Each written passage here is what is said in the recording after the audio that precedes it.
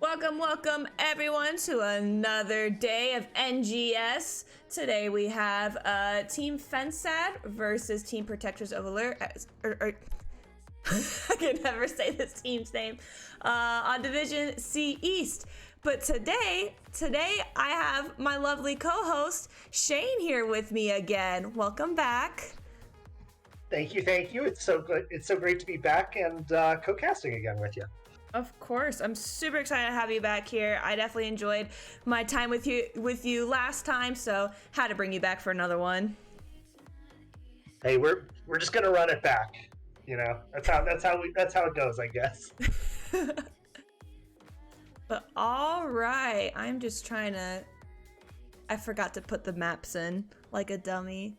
How do you say the other team the last part of the other team's name?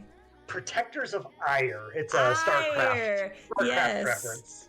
That is right. I think I remember you telling me about this once because we were talking about teams, and I don't know why I can't pronounce it for some reason. But well, overall, I mean, I'm really looking forward to this matchup. We're winding down towards the end of the season here in Divison C East, and most of the teams are starting to slowly lock in their playoff spots. Protectors of Aiur is really still fighting for standings here in this lower half of the playoff bracket.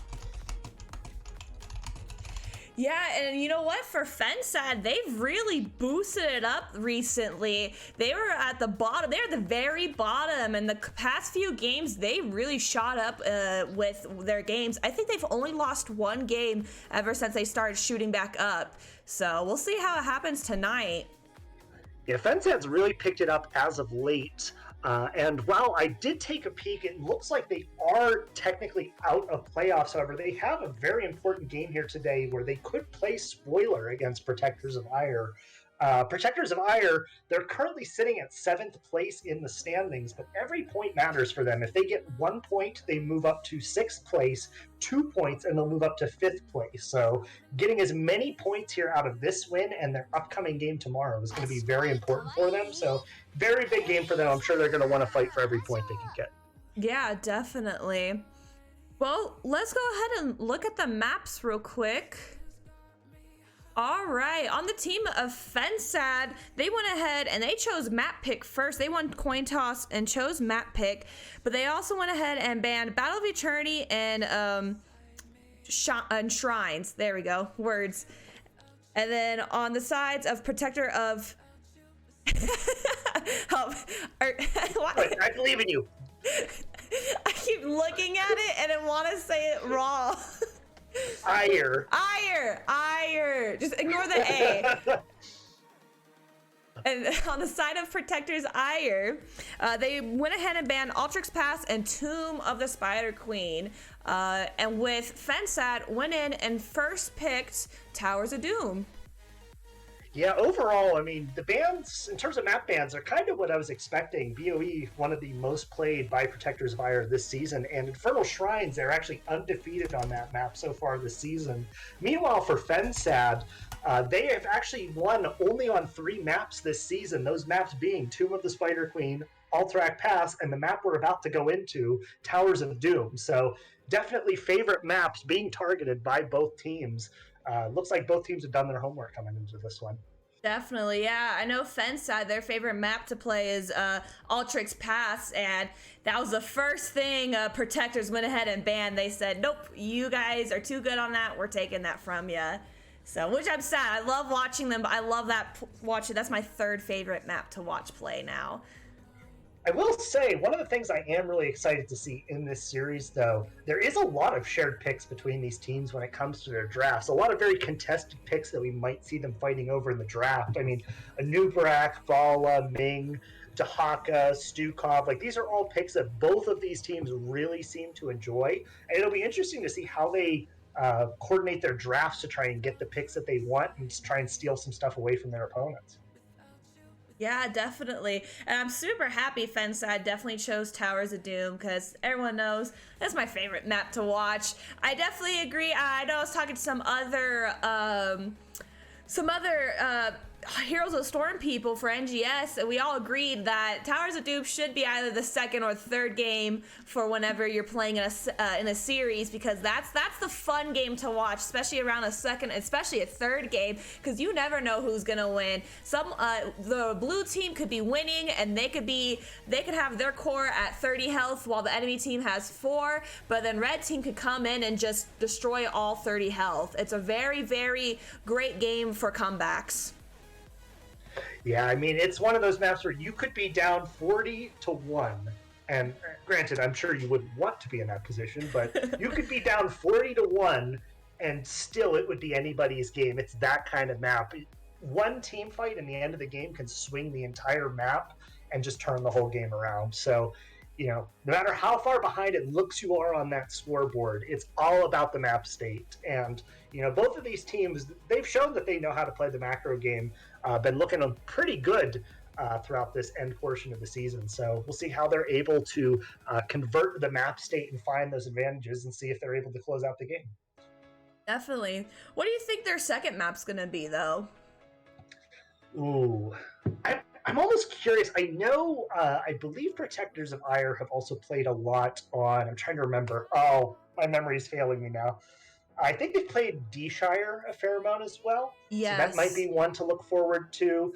I also believe if it was to be Fensad who picks the next map, I believe their next most played is Sky Temple, which could be very interesting. It's a map you don't really see a lot. It's in that bottom pool of like maps that nobody can decide on whether to bring back into NGS every season or not. So it oftentimes can catch teams off guard. And, if a team knows how to play that map while the other team doesn't, it can lead to a complete blowout. Definitely. And it looks like both sides of the teams are about to start the game. Or maybe I'm just lying. There it is. I was like, I thought they said ready. So let's go ahead straight into the draft. And of course, Protectors of... oh my... You can do it! You can do it! Just don't look at the egg. Just don't look at the egg. There you go. Protectors of Aiur. I did it. We did it, guys. Protectors of Aiur are going to go ahead with the first pick. I have a feeling there won't be any Joanna or Rhaegar bans. I know Fensad, they really do not care about banning Joanna or Rhaegar the first game. And then depending on if the enemy team takes it and depending on how they play, then they might ban her. So I'm curious to see if Protectors are going to ban her, but probably not. Because it looks like they're going to go in with the first ban of Stitches. Yeah, Joanna's definitely come down in priority ever since that patch about a week ago. The nerfs to Jo have made it so that hitting level 20 is not just an instant win anymore. We do see the Dahaka ban coming out from Fensad. Usually Dahaka can be first pick priority on this map, allowing him to double soak and look for those dig-ins down in the bottom lane. Definitely, and especially with the Stitches ban, they know that the @dog, he plays Stitches very well, and they normally get a Stitches Junkrat combo for Fensad, and they play very well with that. But Protectors, they know that they also play Vala, so they're going to go ahead and ban out, I believe, Psycho. Psycho plays Vala, and ban that out. Hey, Ektar in the chat, thanks for the love. I really appreciate it. 6 seconds left here for Fensad. Final ban about to come through.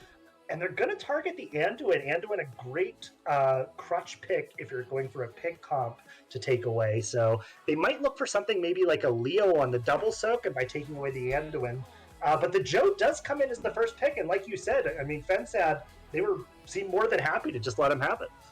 Yeah, that I would be very surprised if Protectors didn't take Joanna. I feel like she's still pretty strong, even with her nerfs. As long as you know how to play her, it's pretty good character. But it looks like Fensad, there's the Junkrat I was talking about earlier. So they're still going to stick with the Junkrat, and Jazzy Fast is going to go ahead and take the Stuk off. Yeah, Stukov, very contested pick for the two teams, so it makes sense that Fensad would want to get that pick off the table as quickly as possible. 2 picks coming in now for Protectors of Aiur. Interesting to see if they're going to go with the double soaker here, or if they have something else in mind. And there's the Leoric, so there's the double soak and the Sylvanas for the macro pressure. Interesting picks coming out. I'm excited to see the Sylvanas. I've been seeing Sylvanas more and more now that I've been, casting for NGS, and I just see her almost every game. I didn't realize how powerful she is, because I stopped playing her when they nerfed her many years ago, and I stopped playing her. So I'm excited to see how this works. Yeah, Sylv is almost kind of a staple pick on this map. You get that ability to cheese at the start of the game, the structures with the black arrows, as well as you can shut off the enemy team's pumpkins when they take their camp to allow you to kill them easier. And it also means that if you end up winning a team fight, Sylvanas can just push so quickly by shutting off those structures, and you can just take control of the map so fast. We do see the Rhaegar coming out from Fensad, so I guess at this point they're like, we might as well do it. Right, yeah. We have one more second. Let's see what protectors ban. They do ban a Blaze. All right. So I'm curious to see what Fensad's going to pick for their tank and their offlaner. I'm thinking maybe a Nubarak here. They do play Nubarak a lot. And I don't know what their offlaner would be.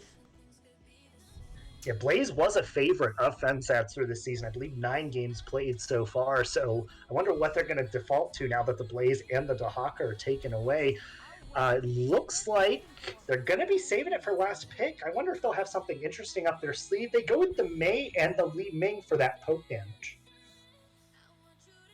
So I just read chat. I'm going to turn up the volume here in a second for the game. But yeah, the Li Ming, and now I want to know if this Li Ming is gonna go, if they're gonna go Calamity or Orb. I like Orb on this map because it's really good poke and pick, but so is Calamity. The other thing, too, is we could see possibly even a Seeker build. It's very niche, but on this map in particular, if you get to stand off to the side of the waves, you can poke those towers down really quick with the Seeker build. But we do see Jaina and Malfurion coming in. Jaina, a favorite of Pants, but Malfurion, I don't think has been played a whole lot by Scoop, so it'll be interesting to see how much value they're able to get out of that pick this game. Yeah, I do like the Jaina pick here, especially if going Ring of Frost. They got 2 roots, and then they have the York and Tomb. I think it's a good wombo combo here. And it looks like Fensad's going to end this with their offlaner being Rexxar. Interesting to see the Rexxar pick here. I do think it can definitely work out. I mean, Rexxar and Leoric aren't really going to be seeing too much of each other this game anyway, so it really just comes down to the team fights. There is a really big wombo combo potential there, like you said, for the side of Protectors of Aiur. Entomb and Root and Ring and even Bless or Wailing Arrow. You may even go Mind Control. I mean, there's a lot of things that they have to set up their wombo combos, but at the same time, there's a lot of mobility and a lot of disengage tools from Fensad. So unless Protectors of Aiur are able to pull their engage off as a team and line everything up correctly, I think team fights could swing back in the way of Fensad. I definitely think so, especially with Fensad. I think they're a little bit later of a game, and this game is a late game type of map. So if they're able to keep it out long, I think Fensad can take this first map. But man, I'm really liking Protector's comp. Their comp just looks really nice, and I'm honestly, I definitely like their comp a lot better. I think Protectors of Aiur have the easier comp to execute. I think the burden of execution for this game is on Fensad. I think that some of their heroes are a little bit more difficult to play. However, if they're able to play to their comp strengths, keep their distance from the engage tools of Protector of Aiur and whittle away at them, they may be able to slowly win out these team fights. And I think if Protectors aren't able to force on the objectives and force the team fights to begin, they may be able to just... they may just get poked out and end up having to give up structures. Yeah, it's going to be a rough one. This is going to be super fun to watch, and I'm excited. But over here on the left side, we have Fensad, we have Ruglord on Rexxar, AtDog on Mei, Jazzy Fast on Lucio. I'm so used to him playing Lucio. On Stukov, Psycho on Junkrat, and Robot Wizard as Li Ming. And for the side of Protectors of Aiur, we have Tracer playing Leoric, not Tracer. We have Pants playing the Jaina, Eclectic on the Johanna, Sergeant Scoops on the Malfurion, and Orion on the Sylvanas. And it looks like we have a little cheeky cheese going on down here in the bottom lane. Definitely, we got Joanna right here mid, trying to keep Fensad away from the bottom lane, while the rest of their team tries to hard push this in. They're not able to get too much. They got half of one of the turrets down, but that's about it. Fensad was able to rotate pretty quickly. It was a good answer there by Fensad. However, that damage they got done will save them probably about one pumpkin, like one, maybe two pumpkins, if they get the push off. So, you know, a little bit of damage, it helps. But now we're into the bottom lane brawl. Sorry, I'm getting predictions up because I forgot to do that. Keep talking for me. Nothing too crazy going on right now. A bit of wave clear. Good silence there from the Stukov, though. Getting a little bit of chip damage done, but a huge sleep there from the Malfurion. No real follow-up, though, as I think the Blizzard was already used on the wave. And now both the teams are going to go ahead and pull back and look for their pumpkins, though. Almost looks like they might even... Maze being a little aggressive, but she's going to get pushed out. And so far, Soul Laner's doing nothing too crazy right now. Junkrat helping his Rexar out in the early levels, but camps will get taken, and oh, we might have a bit of an invade here. It looks like Fensad is able to get their siege camp, and they're gonna start initiating a fight a little bit onto the Joanna blinding and scooping in that Mei. But it looks like Fensad's gonna go ahead and back up and try to clear out that minion wave going on there. Yeah, it looks like they'll be able to get that cleared out pretty easily here. I'm sure as soon as Pants gets his next rotation up on the Jaina, he'll be able to go ahead and Blizzard and clear that out. Robot Wizard, though, doing a really good job trying to put in that poke damage off to the side and slowly try and whittle away at them, make them scared to step up. Yep, and there goes both camps down, so nothing coming from either side of the camps. And Rexar and Leoric just keep soaking it out with Protector. Actually, it's pretty neck and neck on XP. I can barely... Protector's just a little bit ahead on XP. Yeah, both of the Soul Laners doing admirable work. Ooh, nice try on the slide there from the Mei, just barely ending up missing. But hey, you miss 100% of the shots you don't take. So... Right. And it looks like we have objective up in about 17 seconds. We do have level 5 for each side. A little bit of a fight here in the middle. Mei onto the Jaina. Jaina very low, but so is the Mei. Who's gonna get a kill here if a kill comes out of this? Yeah, so far it looks like, oh, Sylph taking a whole bunch of damage, going down to 50 HP, but does barely manage to disengage. But the Ming manages to snipe the Joanna before she can get through the gate, and that's going to be first blood for the side of Fensad. And, oh, wait, Mei's going down. I wasn't even paying attention I didn't even see that. I was looking at the Junkrat getting the oh my gosh, I really can't speak tonight. Junkrat getting the objective. There we go. Yeah, it ends up being an even trade, however. Good news for the side of Fensad. They do get the advantage off the first altar phase, and now we're pretty much just going to be back to wave clearing here. But overall, Robot Wizard so far has been kind of popping off here on this Lee main pick. Yeah, it looks like, looking at the talents, we do have level 7s coming up for Fensad, not too far away, far behind. Protectors are grabbing their 7s, and so far, looks like Junkrat's going the trap, can't speak, but it doesn't matter because Stukov killing the Joanna. Oh my goodness, too much going on already, so early in the game. Yeah, this Ming is just whittling away at this Joanna every time that she steps up, and now they're going to be able to start working down these structures, and they also have first movement to the camp, so there's a good chance they might try and get their camp out, or maybe even look to steal Protector's camp. Mei sees what they're doing, so it'll be interesting to see if they decide to make a move up there, or if they just end up giving it up. Yeah, Junkrat working onto their camp is about to finish it up, and it looks like Protectors are going to be able to get their camp. I don't think the Mei's going to intervene with it, and she does not. Yeah, there was an opportunity while the Joanna was still down to maybe try and push an aggressive. However, their team did get a bunch of free XP down there and a ton of structure damage. That top tower for Protectors of Aiur in the bottom lane, basically living on a hope and a prayer. We have Mei already on the bot altar and Junkrat. Are they just going to give both of these, or are they... What's the plan here?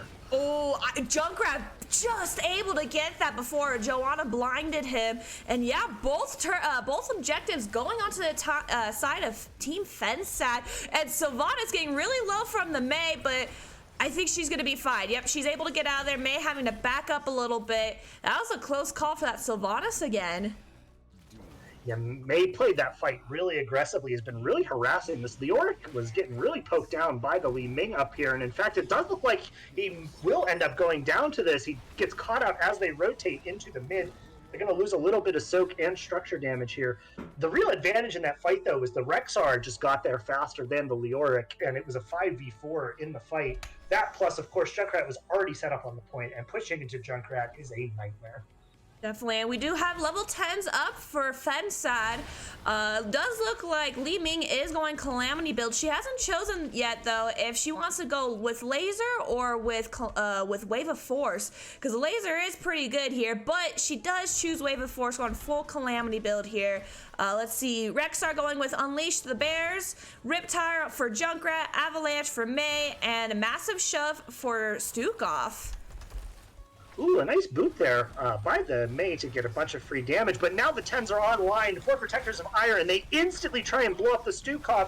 He does end up going down in the end, but the Tire's looking for Sylvanas. Sylvanas barely lives in the backline. Rexar's now here, and he's going to look for that Malfurion. He is going to go down. Joe is in a terrible spot as well. She goes down. The resets are in for Li Ming. She's going to keep looking. Ooh, but has she overextended? Jaina finds the Q onto the Li Ming, and it's going to end up being a 2-for-2. All the while, Leoric was soaking, but this objective phase looks like it may just be going over to Fensad. It looks like it. Leo is in here. May and Ruglord, they're going to be on top of this Leo. Onto the Sylvanas. Can they get Sylvanas kill here? Sylvanas kind of a little trapped, but I think she's going to be able to get out of there. Leo using his ult. Junkrat going in there very low. And Jaina getting the kill, but Jaina extremely low too. So just left and right. Looks like good avalanche onto the Malfurion and the Sylvanas. May might be able to get out of here. It's going to be very risky for her. Pants extremely low as well. I think the May's dead here.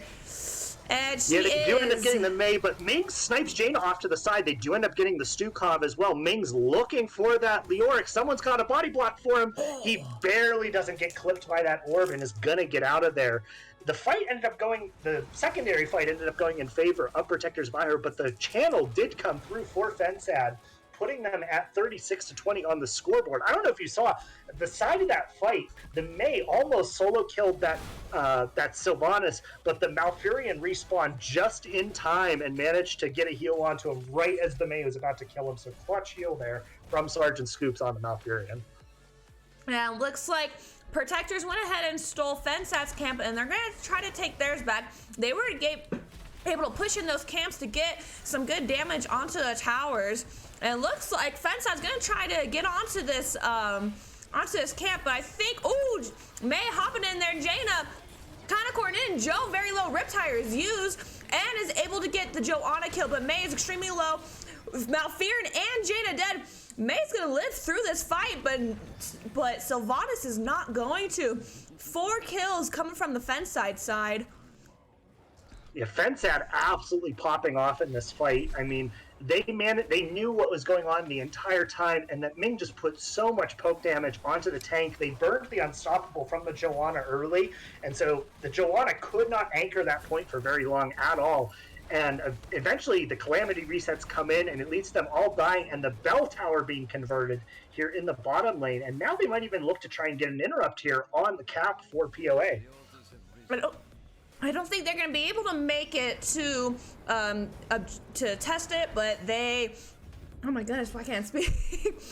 But each team gets their respective objectives, but Jazzy Fest is going to go down here, coming from that Leo ult. May using her avalanche, getting Jaina close. Jaina might die here as well because Rexar's on her and she is dead. May extremely low, and she's going to go down as well. Trade's going left and right, but Trade's going for the favor of Protectors.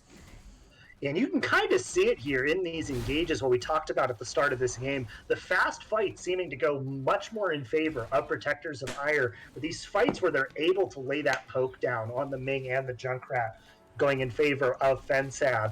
But that was another time where, POA, they just pushed all their buttons and blew people up there in the mid lane. Now with the person advantage, they're able to take back this bottom bell tower and start trying to even out this map a little bit, which, I mean, they need to. They are way behind on shots right now. Yeah, and it looks like Fensad pushing in. They were pushing in mid for a little while. Junkrat onto the neutral camp up top. Leoric, I don't know if he knows or if he doesn't, but it looks like he's going to fight the Rexar, and Junkrat should be able to get this camp to be able to push it in top. This was a really smart play by Fensad. Knowing that you were down a member, you cannot stop them from recapturing that bottom belt tower. So getting value in the other lanes, poking down some mid structures, as well as getting that top camp. Now the Auric is kind of stuck top lane for a little while. And, I mean, they do have the caps up there they have to get anyway, but the camp is slowly pushing.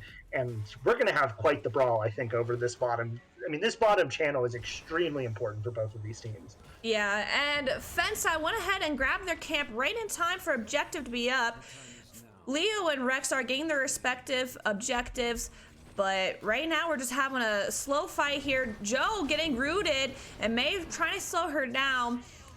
Who's going to get this objective? We do have Leo ahead on the rotation, but we do have both solo laners looking to come in. Bunch of damage going on to the Joe.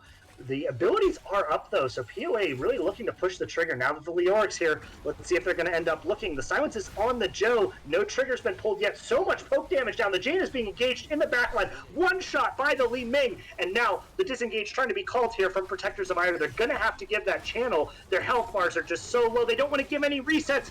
They get one. The tire hits the Malfurion, but not enough to look for the reset. They're trying to engage on the Ming, but the Ming has the blink out, and now Leo is just so low, being pulled into the backline. He's going to go down for sure. The reset's now in for the Ming, looking for the Malfurion. One more auto's going to do it, and now this bottom cap is under fire. A massive team fight win for the side of Fensad. And yeah, Li Ming really, Robot Wizard doing a phenomenal job on this Li Ming, just really getting in there and getting those kills. Rexar is able to get Protector's camp, and they took down the bottom tower as well. So they're going to try to push in. It looks like they're going to try to push in this camp to get some more shots onto Protector's core. But Protectors are coming up. Malfurion's going to be up in 10 seconds. So I think they'll be able to defend off of this. They have to kill at least one of these pumpkins. Wow, Leo is just taking so much damage. He's still going back in. It looks like they did get a pick, actually, onto the Stukov, and they are going to end up finding it, but the health bars are still so low. They do clean up the pumpkins, but it's getting real messy. The first reset comes in. The second reset comes in. Ming is popping off again. And Protectors of Aiur, they just gotta head for the hills. Robot Wizard is just putting a clinic out here on them. Yeah, Robot Wizard, I think Protectors need to start aiming for him because he is what's killing them off right now. And if they're unable to kill him, I think it might be game for them. We are 2 levels up right now, but this map is a turnaround map as Joe goes in onto the Mei. She's getting pretty low, but I think they're going to be able to defend off of it. I don't know, actually. Sylvana's doing lots of damage, but so is that Ming. Objective is up, and Junkrat is on the objective. Leo is trying to go in, but they do get the root and the stun onto him, so he's not going to be able to find that. Super low health bars in the backline, but it's going to be really hard for Leo. Oh, the W pop from the level 16 ends up killing the Mei. Now he's got the Leo. He finds the double kill. This is huge for Protectors of Aiur. They do get rooted by the upgraded Unleash the Boars, but this is a great chance by Protectors of Aiur to try and get that boss off the map, because those 4 shots would be game-winning if Fensad was able to get that. Yeah, and it looks like Protectors are going to go ahead and take back bottom, and it looks like they might be looking at boss right now.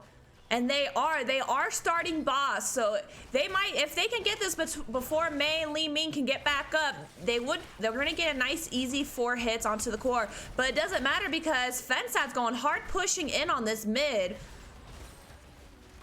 Yeah, they are going to go ahead and get that boss off the map, so a big sigh of relief for Protectors of Aiur, who are down to those 2 core shots. But, I mean, the map state is still pretty rough. They did get the bot back, but mid and top are just so low. They could be taken at any moment. And, I mean, at this point, Protectors of Aiur basically can't lose a team fight anymore. If they lose any team fight, it's probably going to be game on the next objective. We do have 20s up for Fensad as well, as they are all up and getting their camp. Oop, I am pressing wrong buttons. There we go. Fixed. Both teams getting onto their camps, both teams able to claim their camps. An objective is going to be up here in a moment. Yeah, they're trying to set up for the side of Protectors of Aiur near this, but it is a double altar phase, so things will be sketchy. They got to keep their eyes on both of them. Big Q there from the level 20 Mei.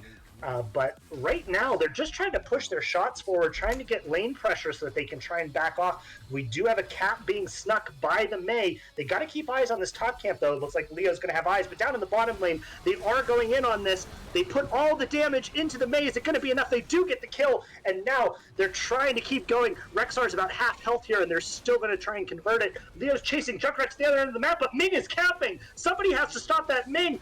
Nobody sees it happening, and this is going to be game number 1 going to the side of Fensad. Oh my goodness. I didn't realize the Leo was pushed up so hard until as soon as I saw the Ming come up there, I was like, wait a second, what's going on here? Where's the Leo? He was really just hungry for that kill. Yeah, that was good team communication there by Fensad to call out how hard the Leoric was chasing that Junkrat and to have the Ming blink up towards that objective. And I mean, Protectors of Aiur, they were so focused on, winning that team fight because, I mean, you at this point, you want to win your team fights. You have to win your team fights. And just eyes were lost on that cap for just a few seconds. And that's all that it takes for Ming to sneak up there and get those shots in. Overall, though, I mean, a really well-played game by the side of Fensad. I mean, obviously, I got to give MVP to Ming. Ming was just going absolutely nuts in that game. I mean, the Calamity build absolutely paid off this game. Definitely, I definitely agree that Ming was MVP of this game.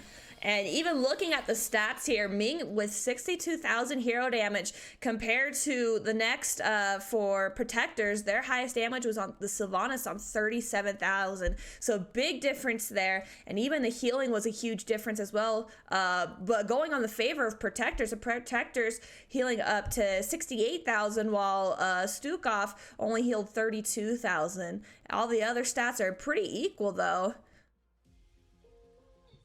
Yes, I mean, it really came down to the fact that the poke was just landing from the side of Fensad.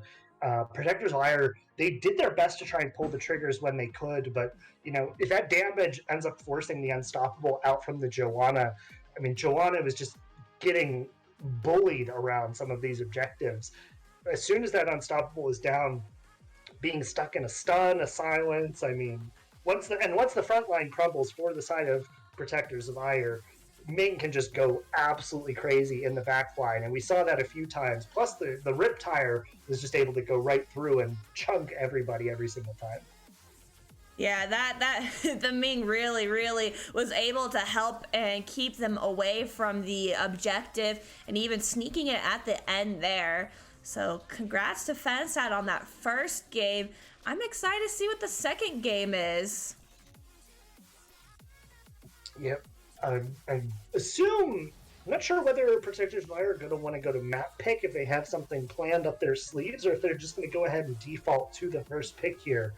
Overall, I mean, I think that both of the teams had solid drafts. I think it was just, the players of Fensad really just stepped up on their picks and looked really strong. So, I don't know how, if I'm Protectors of Aiur, how do you think you should approach game number 2? I definitely would probably ban the Ming. I definitely would ban that Ming. I do not want, I don't want them on that Ming again. I think, right now we do have the next map and it is Dragonshire. So I think their best bet is to make sure, I think if they could pick a Dahaka or Falstad here to help with wave clear and being able to fly back and forth, they could really focus on team fight and getting up levels really quick as well. So I think that might be their best bet, is try to win, honestly just try to win macro, because yeah, Fensad's team fight is really strong, and if they can win it in the macro, I think it'd be good. We are going to Dragonshire. As we mentioned, this is one of Protectors of Air's preferred map choices so far this season. And this is a much larger macro map in comparison to Towers is, it's a macro-ish map, but the way you play it is usually pretty much the same every single time. But there's a lot of interesting things you can do on D-Shire, a lot of camp timings you can use. The mid-rotations can be very interesting, as well as, the trading off of the objectives can be a way that you can play the game. You can look for those top ganks. So a lot of options for Protectors of Aiur if they saw anything in that first game to try and punish anyone on the side of Fensad. Definitely. And just for anyone who's just coming in onto the stream, welcome on in. I am Gimmie-Moore Cosplay. You can call me Moore for short. And today I have the lovely Shane co-hosting with me. And we're streaming an NGS game of Fensad versus Protectors of Aiur. Got it right this time. In the Divison C East. The first map was picked by Fensad. They did do Towers of Doom, and they won it. Fensad also went ahead and banned Ultrix Pass and Shrines, while Protectors of Aiur went and banned Ultrix Pass and Tomb of the Spider Queen. JKAZ with a very good point in the chat saying he doesn't want to see the Junkrat come through. And I think I would tend to agree with you. Junkrat can sort of anchor that bottom point by himself pretty effectively, put up all those traps around that bottom channel spot.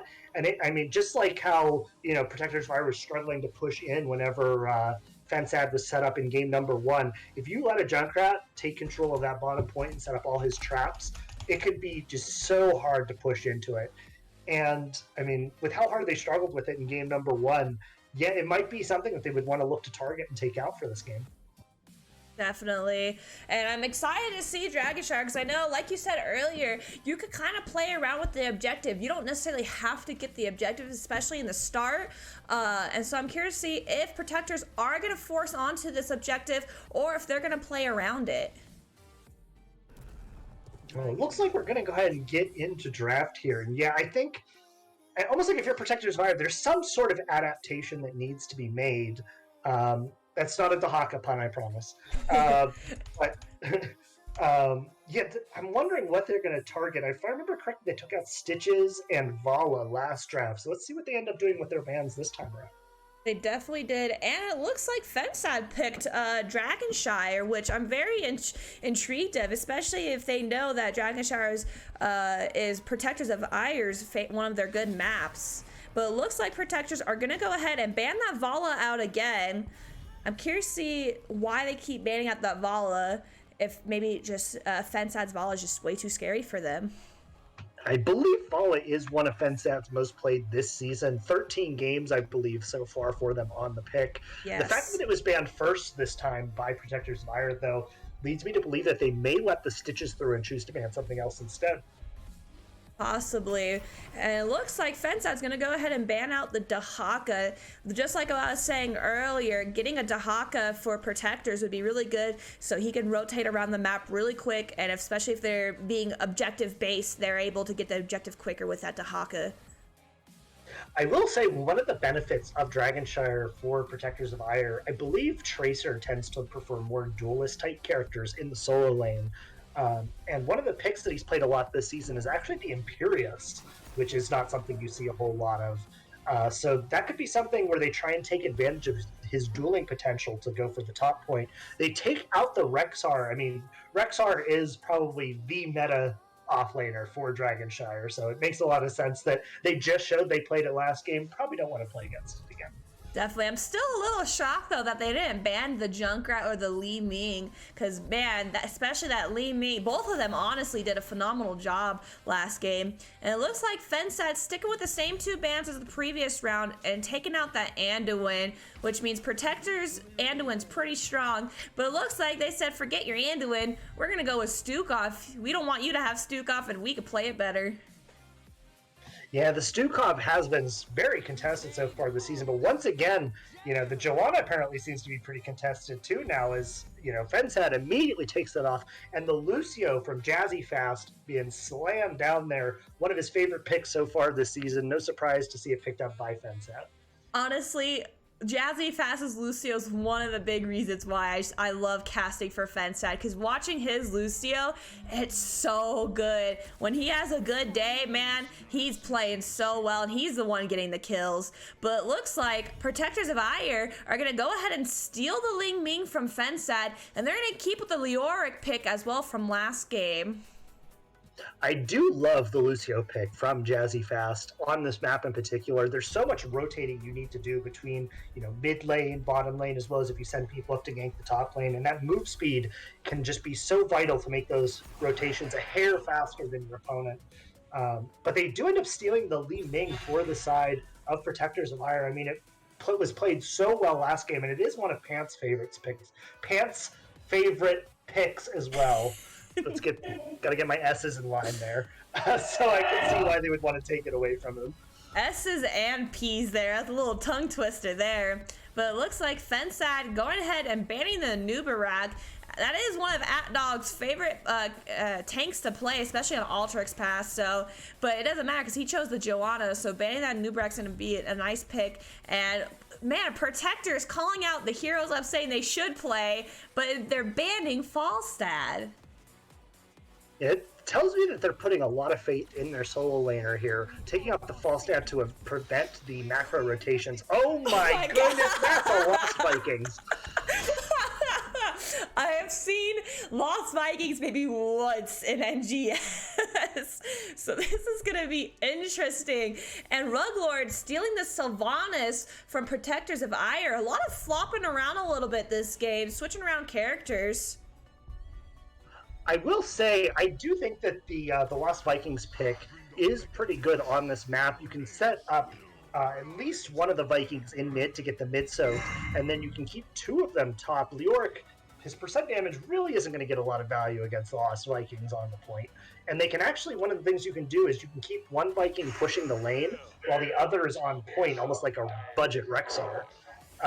But coming in, we got the rest of the picks here. Sorry, I've been a little focused on the TLV here. I know, I'm still shocked. Greymane and Tychus coming in, so pretty good front-to-back potential from the side of Fensad, as well as from the side of Protectors of Aiur. Yeah, I'm excited to see this Vikings game. I'm really hoping Protectors win, though, because I do want a game 3. But I kind of want the Vikings to win, because when do you really see a Vikings game? I'll tell you, though, Vikings is one of those polarizing heroes. It's so difficult of a pick to play. I've tried playing Vikings myself, and I'll be honest, I'm not a StarCraft pro. I can't play the Lost Vikings. But if you can play a really good Vikings, like if you're really comfortable on him, he is one of the best picks in the game. So if Robot Wizard is comfortable on this Vikings pick, it could pop off for them and get them just so much free soak and free their team up to do whatever they want. Definitely. I'm really, just like you said earlier, I am still in shock about the Lost Vikings right now. Like, I really was not expecting that, but I'm just so excited. This could not be a more exciting second game, because if Robot Wizard can't play the Vikings just enough where it could help his team, this will be a nice game for Protectors of Aiur and be able to give us to a game 3. I will say, the Lost Vikings, looks like we have some mixed reactions in the chat on the Lost Vikings pick.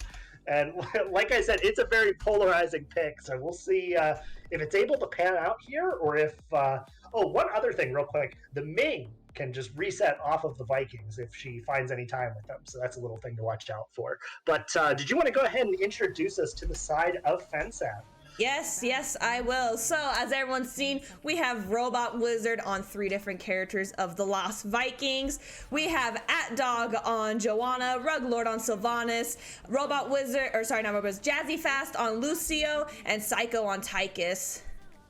And for the side of Protectors of Aiur, we got Tracer on the Leoric once more, Ecplictic on the ETC, Pants on the Li Ming, Orion on the Greymane, and Sergeant Scoops on the Stukov. All right, looks like Fensad was trying to do what Protectors did last game, which was trying to get the bottom, to get some bottom towers out there, but Protectors were quick on the rotate, so Fensad wasn't able to get much out of it. Well, Pants walking forward to get that globe does manage to squeeze out of there before he can get punished too heavily. But yeah, this early game, though, probably just going to be a bit of trading back and forth until those camps come up. I do expect both teams to peel back to those camps as soon as they spawn. Go ahead and keep talking. I'm doing predictions again. I see Sonic's in the chat saying he sees a Vikings game every Sunday. I know he's a resident Minnesotan. Oh yeah, you betcha. I know a little Minnesotan. We do see Sylvanas moving over to their siege camp, and Stukov as well heading over for the side of Protectors of Aiur. So yeah, so far nothing too crazy to report. Leoric doing his best to double soak to keep up with this TLV, but Eric is just going to be such a pain on this rotation, sitting there to just interrupt the Leoric rotations, and the onus is really going to be on Protectors of Aiur to help support this Leoric, because he's going to struggle to do it all himself. Real quick, I saw Sonic Vikings. The Vikings suck. Go Green Bay Packers. Oh, are we trying to start a fight in the chat? Wait a minute. Forget the game fight. We're starting a football fight here. Joanna does get chunked out in the bottom lane, so Protectors of Aiur get that initial priority on the bottom channel. But of course, with Leoric having to try and double soak, he does not have control of that top shrine. He may look to try and get it soon, because they do have the siege camp pushing in the bot lane, and they're getting decent value here on the structures. Honestly, this might be also another game plan. If Protectors play this right, they don't really need to take that top shrine. If they're not going to focus on objective lane, I mean, they are already hard pushing in this bottom lane, so that might be the objective for them. It's just hold on to this bottom lane, don't let them get the objective, but also don't try to capture it themselves unless the opportunity comes good. And it might come here because Joanna is down and Tychus barely making it out of there. Yeah, really good engage. I mean, Protectors of Aiur, no hesitation on the trigger pull there, punishing the Joanna overextension. And so far, Joanna in both these games has really been getting the worst end of it, shall we say. So, I just read what Sonic said. He said, all right, I'm gonna head out. Good, I don't want no Vikings fans. Sonic is my teammate. He's not going anywhere. He'll stay. It doesn't bother me. I mean, you know what? The Vikings, what are playoffs for them anyway, so. The Joanna still walking forward, does get caught a little bit by that silence, but is barely able to make it out to go ahead and get that unstoppable off. But it is a just straight up brawl here in the bottom lane. Both healers doing a commendable job trying to keep their teammates alive. Oh, Joanna does not have the unstoppable. She gets so low, and Greymane is able to sneak in there and finish that kill off. He's still looking for more, but there's nothing to find there. But they do get the one kill, and now let's go ahead and see what they're going to do with it. Yeah, pulling up some talents here. Lucio going wall ride build. And I was looking at the Li Ming because I was trying to see what she's going to go. It looks like she's going a different build of Calamity. Not the Calamity build I'm used to. But it doesn't matter because Sylvanas, can she get... Oh my god. Oh, so close with 10 health, but ETC able to get the final kill onto that Sylvanas. And man, the Li Ming coming out from Team Protectors of Aiur is doing a great job as well. That is the most value I think I have ever seen loudspeakers at level 4 get from ETC. Without that extra range, he would not have gotten that kill on the Sylvanas. And Protectors of Aiur, they clearly are playing... They're coming out swinging this game. They're onto that Tychus. He's going to get popped as well. I mean, they are not pulling punches this game. Clearly, they are not. I guess, I don't know if they're just not happy with how they played in game number 1 or if they just had a different strategy coming in here, but they are looking hot. Yeah, I'm excited to see how this plays out. But just like how Gamble said in the chat, Fensad is known for bouncing back. I've seen them go all the way down where it's a clear win for the other team, but man, they are a comeback team. So I'm interested to see if they're going to be able to come back this round. But it looks like both teams are going to go ahead and grab their respective camps, while Li Ming and ETC are going to keep an eye on the objective. Even though Fensad is down 4 kills to 0, they're actually not too far behind in experience, and that's that Lost Vikings value. Just slowly getting them ahead, or, slowly getting minor advantages over the Leoric. But the 10s are online for decided Protectors, and I'm assuming Fensad's just going to want to kind of chill and get their own level 10s and play safe and hope to not get engaged on here. Definitely. On the side of Protectors, never mind, I'm not even going to talk because Joanna's going to go down here without even having to use ults. ETC is, oh my goodness, a Viking, but then ETC died. ETC died. I'm confused. Did you see how he died? I was looking at the talents. Well, the ETC got mind controlled under the tower, so he ended up getting killed. However, I do want to say, I don't know if you saw that, the ETC, the Ming threw her abilities at the Joanna, but was barely going to miss it. And the ETC booped the Joanna into the Li Ming missiles to confirm the kills. That was actually pretty sweet to see. I did not see that, man. I'm upset I missed. I was going to read off the talents, but man, I'm just never going to read off talents again. Yeah, I have a feeling there's going to be action for the foreseeable future with the way these Cs are playing. Tychus pumping damage into that ETC, but Ming trying to punch back. They did bring Olaf into the bottom lane for a few moments here, as Leoric does get control of that top lane, and ETC, you can tell the PoA really wants this Dragon Knight, but Fensad doing their best to hold their ground here. And Joanna, she might go down here again, very low. Can Jazzy Fast heal? At-Dog up. And I think Joanna lives. Joanna lives and taps the fountain to heal up. Tychus just taking that orb straight to the face. I think ETC, I don't know if ETC canceled the mosh or if it was interrupted by the grenade, but the Unstoppable from the Lucio made it so that Joanna was able to barely skate out of that mosh. So well played there by the Lucio to get that high five in before the mosh can come down. And the mind control misses again here. That's a really important gauge tool now that they're missing. But we do have the engage coming in. Joanna gets a little bit of CC down, but really Orion is in a bit of trouble here on this top side. The Unstoppables come out, and they are going to try and take control with that Stukov trait down. Yeah, I like how Lucio uses his Unstoppables he's able to really engage in the fight, try to boot the enemy team back so his team can get a kill, but if he's unable to, he's able to use his high five to try to get out of there safely. Ooh, right there, Unstoppable. Also Tychus. Tychus was at 20 health, and Lucio able to heal him back up as he taps as well. Mind control. The ETC does end up walking into it, however, good zoning there by the Stukov to keep the Tychus from following up on it. But yeah, Protectors of Aiur, their damage was just barely not enough. They landed, I think, just about everything. But Joanna does get caught here, and Pants goes in and confirms that kill. Well, Stukov actually confirms it, but they're going to try and keep going here. Gets a bunch more damage down onto the Tychus, and now this bottom fort looks like it might be going down here. Yeah, Odin was used, but it does not matter because Protectors are able to take that bottom fort, but I guess that for a second there, I thought Fensad was trying to go back in to fight. I was like, why are you doing this to yourself? But instead, they're going to go ahead and get their siege camp. ETC looking for an engage here, but Odin is able to get that siege camp up pretty quick, and it looks like a possible gank on. Nope, Vikings are so fast. They're faster than Lucio. They said, I'm out of here. JP in the chat saying he wanted to see spell armor from Tychus at 13. We're not going to be seeing the spell armor. It looks like instead he's going for the minigun heals where you can pop the Odin to instantly get the heal. And with that minigun and extra duration at level 4, it's going to be quite the heal if he's able to channel it the whole duration.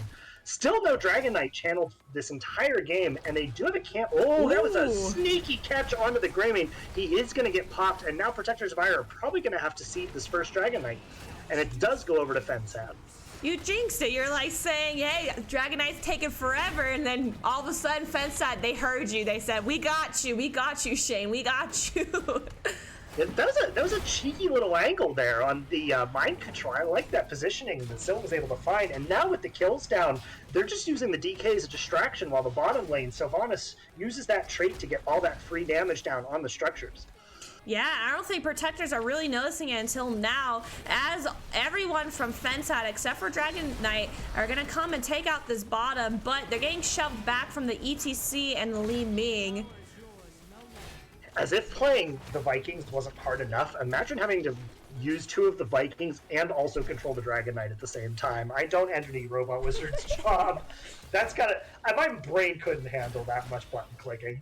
Hey, listen, he's the one who chose it, so he put this onto himself. The Vikings are actually getting a lot of damage done in that top lane during the objective phase. Baylog being able to push so quickly, and now Protector's Fire, they are set up here, but there aren't camps available on the map. I'm surprised. Sylvanas knows the ETC would be anchoring there, and the engage comes out. Not quite enough to finish him off, though. Are they going to be able to turn it? It looks like they're just going to go ahead and call the disengage. Lucio doing his best. He does find the mosh onto the Joe. There's no way Lucio can move through that, but they do trade out the ETC, and now it's all the damage dealers up. They're still pushing forward for Protectors of Aiur, but it's going to be disengaged and just the tanks being punished here. Yep, Lucio able to get Fensad out of there using his high five and the speed boost. You know, it's okay, it was a Viking. Oh, another Viking down as well. Two Vikings down, but yeah, like I was saying, that Lucio, when you're playing Lucio, you really got to know when's the right time to heal, when's the right time to speed boost, and Jazzy Fast definitely knows. He's really good with that, knowing when they can kill it. But Vikings up top killing the Leoric. Yeah, Leoric, they got 2 of the Vikings kills, but they used that play again to respawn them all, and we're at the stage of the game where the Vikings just deal so much damage. With that level 13, that Nordic attack squad, they just deal so much damage if all 3 of them are grouped up. And Leoric, I mean, there's just nothing he can do about it. The Spooky Hand build, the healing is just a little bit on the slow end to deal with that. And it looks like both teams getting camps. Fensad getting their siege camp, but Protectors of Aiur were able to steal the bottom bruiser camp. But Fensad does have their bruiser camp top shoving in, and Leoric trying to defend it off. Fensad really catching up in XP as well, as they're 1 level ahead, but Protectors of Aiur not too far behind. And objective is up for Fensad. Fensad trying to grab it. Looks like Robot Wizard's trying to grab it, but he's not going to be able to, as basically everyone for Protectors of Aiur are here in the middle. Yeah, they're trying to deny this Dragon Knight. They did end up giving control, though, of the bottom point. The mind control comes out and actually does end up finding the Ming. It was absolutely max range. They aren't holding this Dragon Knight capture successfully, but they now have all 5 people committed here, and the Vikings are pushing the top lane, and the camp is pushing the bottom lane. The map is just falling apart for Protectors of Aiur. But we do have the engage. They do find the Joe in the Entomb, but she does get the unstoppable off. Is she going to go down? The swing from the Leoric does end up converting it. But they get a kill, but they lose their bottom fort. They're losing almost all of their top fort as well. Yeah, definitely not a good trade here for Protectors of Aiur, especially since objective is still up, and as soon as they leave, I think Fensad will be able to take it. Robot Wizard really staying here mid, trying to grab the objective. He needs his team to try to push them off for a little while, but Greymane is bottom, and Greymane is able to stop the objective, but mind control onto the ETC. ETC is down from the Lucio, and Psycho getting really low. Leoric was able to kill a Viking up top, but down here, Greymane, all Vikings are down from Greymane and from Leoric. That was a good rotation by the Greymane to get that last Viking before he could play again. This bot lane, though, is still getting value for the side of Fensad. I will say, Pants was not quite able to finish off that Tychus. He is going to go for this kill, but the Wave of Force is able to disengage that. That'll be back up again shortly. Leoric does manage to get control of that top channel, as all the Vikings are still dead and are going to be off this map for a little while longer. It does look like Team Protectors are going to be able to take the bottom objective, and they still have control of top. Lucio coming all the way top. He's going to 1v1 this Leoric. Nope, just kidding. We got Psycho up here as well, but can Protectors get it? And Sylvanas does not see this. Sylvanas saw Lee Ming taking the objective too hard, so this second objective is going to go to Protectors, and they are going to hard push this in while Fensad starts getting back in. I don't know if the Sylvanas was busy watching what was happening top, or if instead she was just getting a little too greedy with the spells, but they are going to get this mid fort down. The Tychus Odin has been popped with that big red button, so that's going to disengage the mid push. They're heading towards bottom. Greymane is just absolutely blown up, and now they might have to be playing a little bit safer here with the rest of this Dragon Knight. They do get all of the Vikings really low. I just realized is that Burning Despair at level 20 from the Leoric doing so much AoE damage to these Vikings. they are doing as much damage as they can, but the health bars are just so low. The mind control pulls in the ETC and gets the kill. They do get the Joanna, and they're able to walk away, but this damage from the Nordic attack squad on the Vikings, just so much damage on the Leoric, and he's going to go down to a 3-for-1 in favor of Fensad, and the Dragon Knight only manages to get mid-40. Yeah, I'm kind of wondering why Leoric didn't go Silence and Tomb, especially since they have the Sylvanas, Lucio, and Tychus who could kind of get out of there with ease, but specifically the Sylvanas. That Silence would help them, I feel like, a lot more in this situation right now. Well, they do look there for the mind control. Pants take so much damage. Oh my goodness. They don't end up finding the kill, but it was a really good effort. I almost want to say his reasoning behind it was just the fact that the Vikings have no way to drop his W. So he's going to be able to always have the uptime on that level 20, as well as the AoE damage punishes them for just grouping and pushing like they want to. They are going to get a whole bunch of damage onto Olaf, and he will probably... Oh, no, he does not. And it looks like Fensad did grab their siege camp, and so did Protectors of Aiur. They grabbed theirs, so both siege camps pushing. But up top, I'm gonna real quickly road up top. Robot Wizard taking down the top 4. Man, Robot Wizard really doing pretty well onto this Vikings, being able to really focus on the macro. Yeah, so far, I mean, that's the strength of the Vikings in these mid to late game situations, is just being able to keep that macro pressure on. They do also have the stun from Olaf at level 16, so, you know, just a little bit of extra team fight presence. But you can see, with this Buried Alive from the Leoric, just able to chunk out these Vikings if they ever step up to try and clear. Ooh, good sidestep there from the Greymane, being able to dodge that mind control, and now they're going to go on to this Joanna. Yeah, Joanna hard pushing the top, but it doesn't matter because that Silence, there is that Stukov Silence, which is basically kind of like an Entomb Silence. So now I can understand why more Tracer didn't go that level 20. But Tyke is getting really low from Leoric.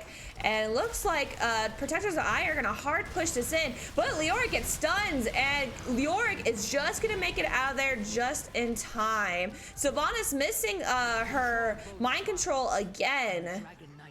Yeah, one of the big things to watch out for this game is the mind control from the Sylvanas. Did go the Dark Lady's Call at level 20, so it's only on a 15-second cooldown. I mean, you could try and... You can basically just throw it out whenever you want. I mean, you can basically bush check with that thing at this point. It's on such a low cooldown. We are going to get a bit of a pause here. I did want to say, I just realized looking at the map state, there is a top camp pushing into POA's base. And I know top isn't normally a lane you win through, but that camp could do a lot of damage. It looks like it's got a pretty big wave to back it up. I was just about to mention that right now. Yeah, as soon as you were done talking, I was about to mention it because you know how in the start, before we started this game, I was saying if Protectors of Aiur focused on their micro, they could win this. I think Fensad's now taking my advice and focusing on the, really focusing hard on the micro as well. So, and Jakey in the chat asked if Lucio dashed through Entomb, and as long as he goes high 5, I've done it quite a few times where I'm able to dash out of there. So as long as he doesn't go Silence, I'm able to dash out of there. So the answer is yes. Yeah, I don't think he can go through the walls, but I think he can still click people on the outside, and then he'll just sort of like spin around it and path around exactly the open entrance. Yes, so it's kind of a hit or miss situation. But speaking of hit or miss, this top lane keep has gone down. The camp is still pushing. I mean, we have what's his name, Eric, still sort of cheesing this top lane. But they do end up getting the Dragon Knight, and now they're kind of all in with this Dragon Knight. They've lost so much structure damage on the top side. Let's see. I'm sure Sylv is going to be looking. Yeah, Sylv was sort of peeking off to the side here. They got to watch out for this mind control. That's going to be the real big thing that can win them this team fight. Definitely. It looks like Joanna got kicked from the Dragon. Tyke is in the Entomb with Silence, mind control onto the York, but Tyke is going to go down from the Greymane. This is going to be a tough fight for Fensad, as Sylvanas is getting really low, Jazzy Fast getting kicked, and it looks like they're going to push hard for core. Dragon Knight is going to go down here, though. But the core is going down fast. A Mosh to try and slow them down, but it does get interrupted here. Core goes down to about 60%. They're still pushing. It's an all-in core call. They got to protect their damage dealers. The Bless Shield has been used. It looks like Greymane Int's going to go down. That's their main damage off the core. But Leoric is still going, and it's going to be game number 2 on an intense core call, going in favor of Protectors of Aiur. That ETC death at the end really helped too. I mean, I don't think even if the ETC didn't die, that did help with that death mosh. They had all the Vikings in there, and I believe one other person in there. So that did help quite a bit there towards the end. Yeah, that was a tactical or a calculated gamble from the side of Protectors of Aiur, ceding their entire top side of the map to confirm that Dragon Knight. They end up losing their top keep, but really the real MVP though of that fight.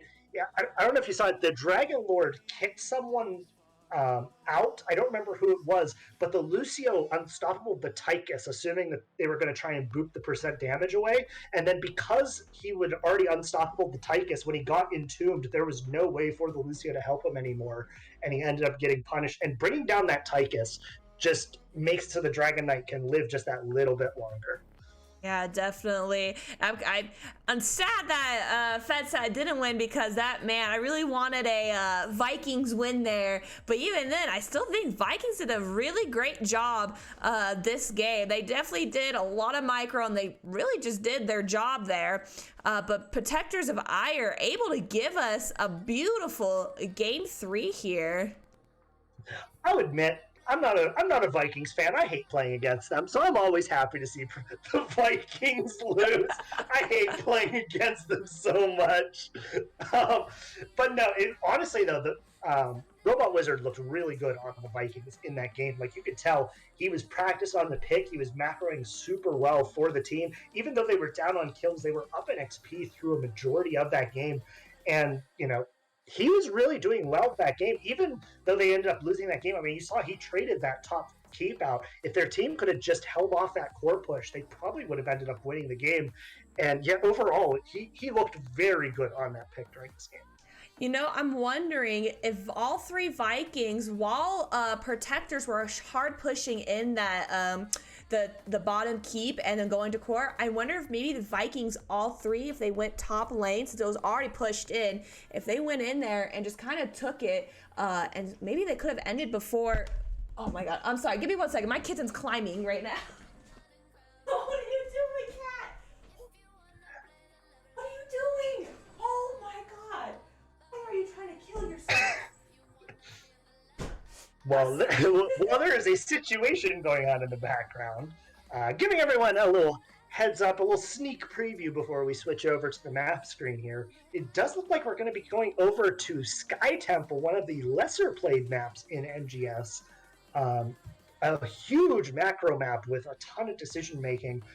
And I mean, yeah, this is a very big map with huge macro demands for both teams. I assume Dahaka won't be making it through this draft once again, as well as there is a good chance that TLV may not make it through this draft, because I'm sure nobody wants to play against TLV on this map. I'm going to walk away for 1 second. So Shane, I did pull up the map view, so why don't you go over and, just in case any new people are here, explain what's going on to them, please and thank you. Well, for anyone just joining us, we are currently tied up 1-1. Protectors of Aiur versus Fensad in Division C East. And I mean, it's been a banger so far. Fensad looked really dominant in game number 1 on Towers of Doom. Protectors of Aiur had their ups and downs. They came out really strong on Dragonshire. A few hiccups in the mid game, but they did end up closing out that game number 2 on Dragonshire. And overall, it's been really a back and forth game for both teams. I've been having a lot of fun so far with it. I will say, if taking a look here at the standings, that will bump Protectors of Aiur up from the 7th seed to the 6th seed with that map win. And they need 1 more point over their next 2 games in order to move up to the 5th seed. And of course, with every seed you go up, your first round gets that little bit easier. So I'm sure that they're probably aiming to try and take that 5th seed, trying to get that extra map win off this series here. We still got teams setting up here, but so far though, Same players for both teams. I'm expecting another big game. They seem to do a lot better on the side of Protectors of Aiur on the Dragonshire, although they played the map very similar to Towers, interestingly enough. So I wonder if they're going to go with a similar team composition that they've run the past couple games with that Leoric trying to do some double soak duties in the soul lane, or if they're going to go with something a little bit more aggressive. But I'm expecting Dahaka to not make it through the draft. Dahaka is a huge priority pick for both of these teams. I assume that they may not want to play against that Lost Vikings again, because Lost Vikings is very not fun to play against. Might I put my own caster bias out there? Otherwise, yeah, I mean, there's still the Ming is 100% win rate in this series. Robot Wizard looked absolutely crazy on the pick in game number 1, and in game number 2, looked really good for Pants as well. They're both favorites for both players, so it'll be interesting to see if they have a higher priority on it in this game or what ends up happening here. But overall, I mean, so far, really well played series for both teams. They've not been pulling any punches so far. And I could not agree with you more. So, yeah, I'm excited. Sky Temple. I don't like Sky. I like watching Sky Temple. I hate playing it. I just never do good on that map. I think it's actually probably one of my higher win rate maps, but I personally feel like I don't do good. Yeah, for me, I'm never a fan of playing on Sky Temple. Like, it's a big map. You macro a lot. Macro is boring if I'm playing the game. Even though I'm the soul laner and that's my job, macro is boring. But it's still, I think it's better than some maps. Everyone knows that if I was to put my caster bias out there, Garden of Terror is probably my least favorite map. I call it Garden of Camp because that's all you do all game. So, you know what? I love the original Garden of Terror where you're able to control it, kind of like it's like a Dragon Shower, where you're able to control the Garden Terror. I enjoy doing that instead of how it is now. I don't think I actually played on the original Garden of Terror. I think I started playing HOTS like right after it was changed, if I remember correctly. Oh, so. You're making me feel old now. You're making me feel like an old HOTS player. I've been playing since right after it came out. My brother introduced it to me, and I've been playing it since. I did take a 2-year break, but then I just actually came back a few months ago, and here I am now. Yeah, I'm sure there's some veterans on the side of Protector of Aiur. Just looking at their player levels, I mean, we have almost a level 2,000 on the side of Protectors of Aiur, so I'm sure there's some veterans on their side as well. But I will say, someone had asked in chat about Sky Temple being picked, and yeah, Fensad did choose Sky Temple. They've picked map all 3 games so far, and this map, they've played on it 5 times this season, have yet to get a map win out on it. So I'm sure they're really looking to try and steal this map win away and, see what they can do. It's quite the map to play, but the fact that they have 5 games on it, though, might mean that they have experience that Protectors of Aiur might not. I have a question for you, Shane. Who is your main? Obviously Chen, as you can tell by my little emoting guy. I mean, okay, well, so Artanos is actually my most played. He's kind of a relic of the past, though. My team won't let me play him because they say he's bad. What? But how dare they? They just don't understand. They just don't understand me, Mom. It's not a phase. But Chen is probably my new favorite. Someone introduced me to Chen about like a year and a half ago, and I just never looked back. He's just so much fun to play. Like he's a duelist with tons of mobility, so it's super fun to just sort of go back and forth. Jake, I don't know who picked the map. I just asked, and now I have the answer. It looks for all 3 games. Fensad went with map pick, which is very interesting to see. I don't really see an NGS. As to lie, my team does this. I don't agree with it, but I'm not the lead. But I don't see it often where all 3 maps or even all 2 maps are picked by the same team, especially if those unless those maps are all 3 the highest. But what's was Team Fensad. I mean, one of the really good maps, which is Ultrix Pass, was banned from protectors. So I'm wondering, why did they choose all 3 maps instead of trying to go with that first pick? Well, something tells me, I mean, Towers has been one of their favorites this season, as has Sky Temple, so it makes sense that those 2 were chosen. I almost wonder if maybe they saw something during their scouting, looking at Protectors of Aiur and their D-Shire gameplay, something that they could maybe try and exploit. I have a feeling that that was a planned The Lost Vikings pick that they had strategized for that map. It didn't end up panning out in the end, but it was still a really well-played pick and an overall great effort by the side of Fensad. So I respect them for taking the map pick and trying to sneak something out. And who knows, they might even try and pull it out again here. That is true. That is true. As during second game, Gamble mentioned, Fensad is a comeback team. So it's going to be interesting to see how it is. There's a lot of friendly banter in the chat. I like this between the teams. I always like teams that, we do this a lot whenever we're in lobbies too. We just, say stupid stuff to make the other team laugh. And, I love that whenever they can have a lot of fun with each other like that.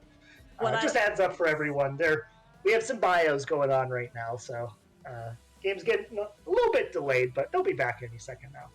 What I like to do, whether a caster or even playing in the match, I'll put out like my dad jokes, or like it depends on the team. I try to find, if I know the team, I'll put out some like really bad jokes that they haven't heard before. If it's like a newer team, I'll do simple ones like what's Force here. Well, here's one. So what's Forrest Gump password? Email password. What's One run Forrest one. Gump's password. Okay. See, here's the way I roll. The way I always think, because as anyone who knows me will know, I am a connoisseur of the dad joke arts. But I always think a dad joke, like, you don't just say a dad joke, like it's gotta just roll. You gotta roll into it, like someone says their name and you gotta or someone says I'm hungry and you gotta say hi hungry, I'm Shane. You gotta roll into the dad joke. You gotta really make them groan with it.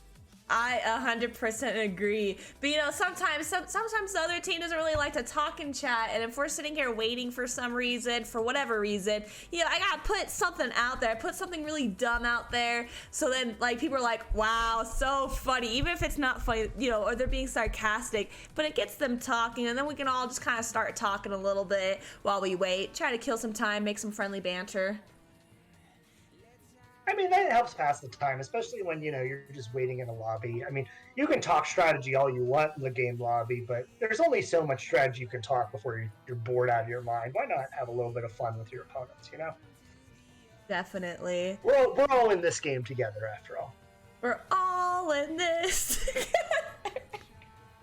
Do you know what that's from?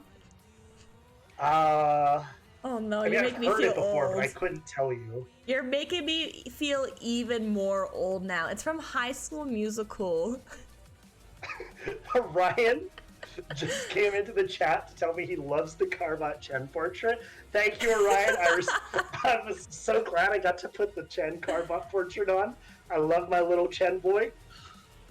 I know, earlier I found this thing on TikTok, and it was like, where you can have whoever's speaking in Discord, you can have their own little icon and it'll light up and stuff to notion that they're the one talking. And I was like, oh, this would be a perfect time to test it out. So I asked Shane, I was like, I can put whatever emoji, whatever picture you want. What do you want? And he was like, I want this one, and sent that to me. And I was like, yes, this is beautiful. I love it.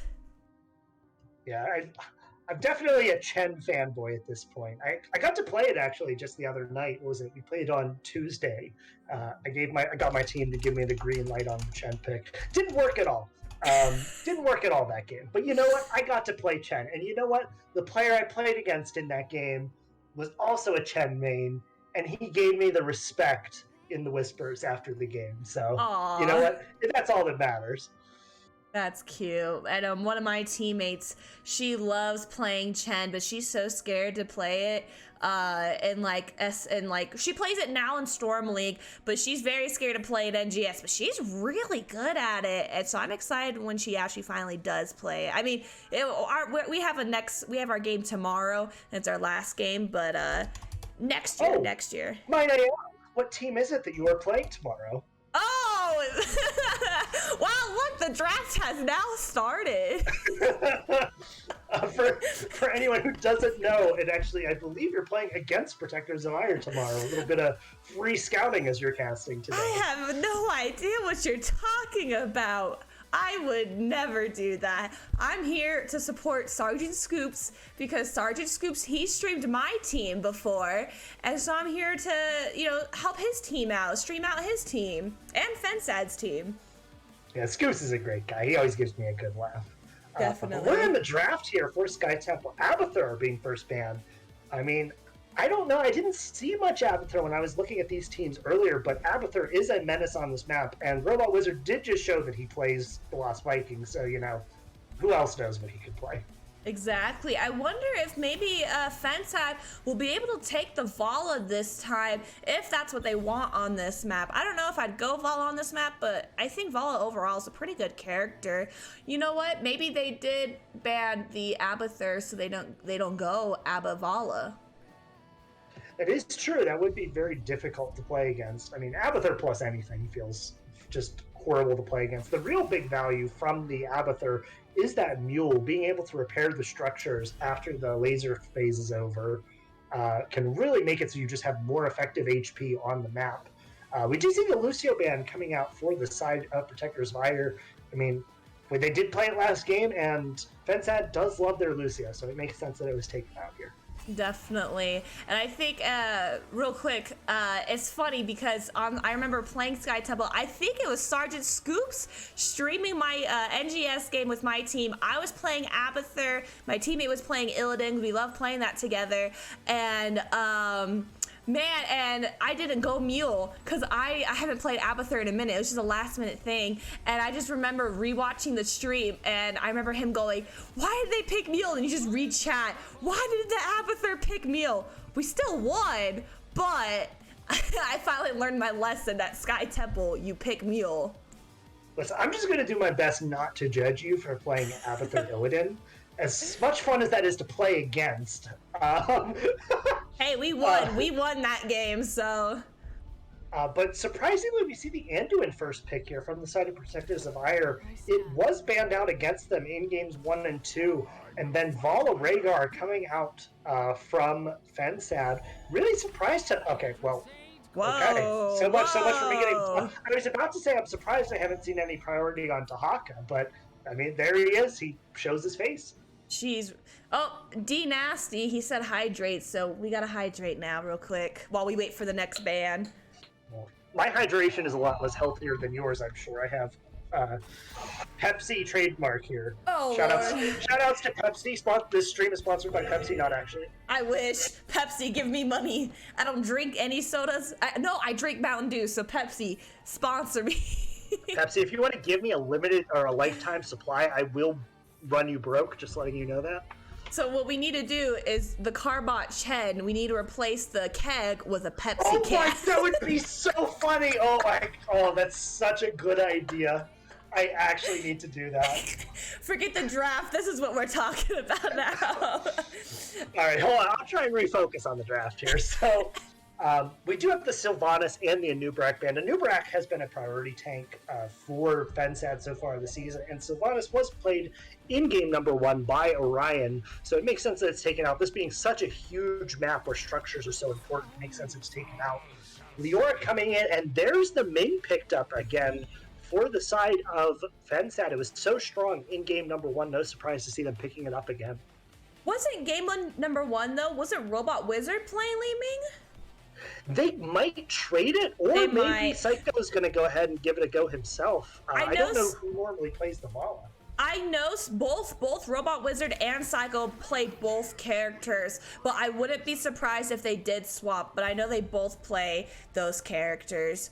But it looks like Protectors of Aiur going with the last 2 picks of Jada and Greymade, and Fensad going in with the Mei for filling out their draft.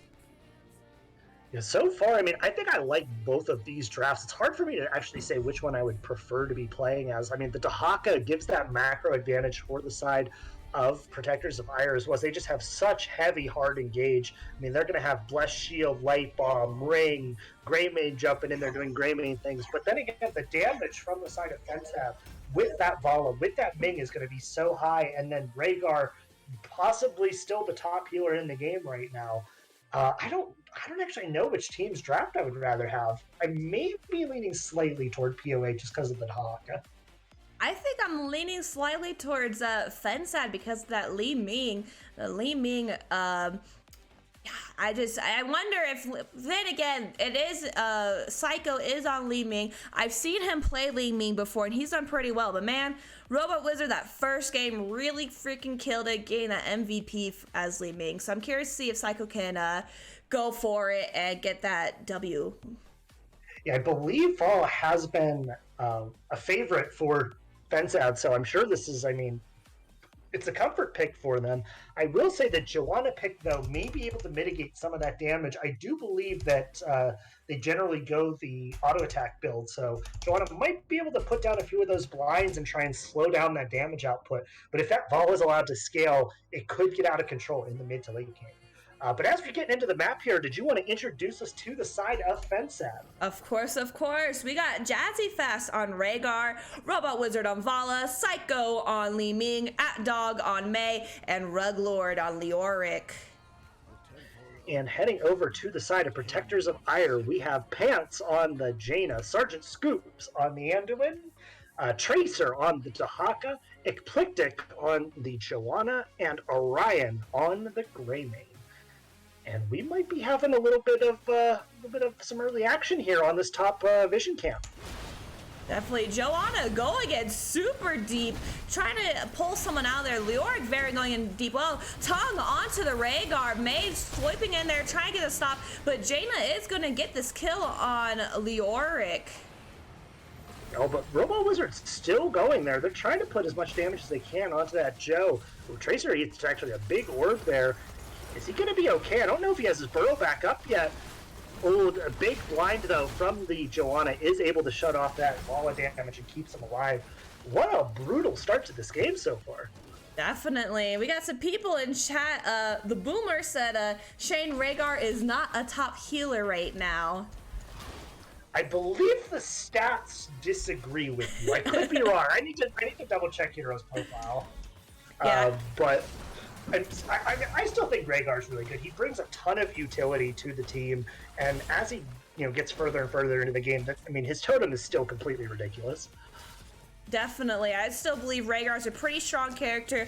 Definitely not as strong since the buff happened, but still really strong.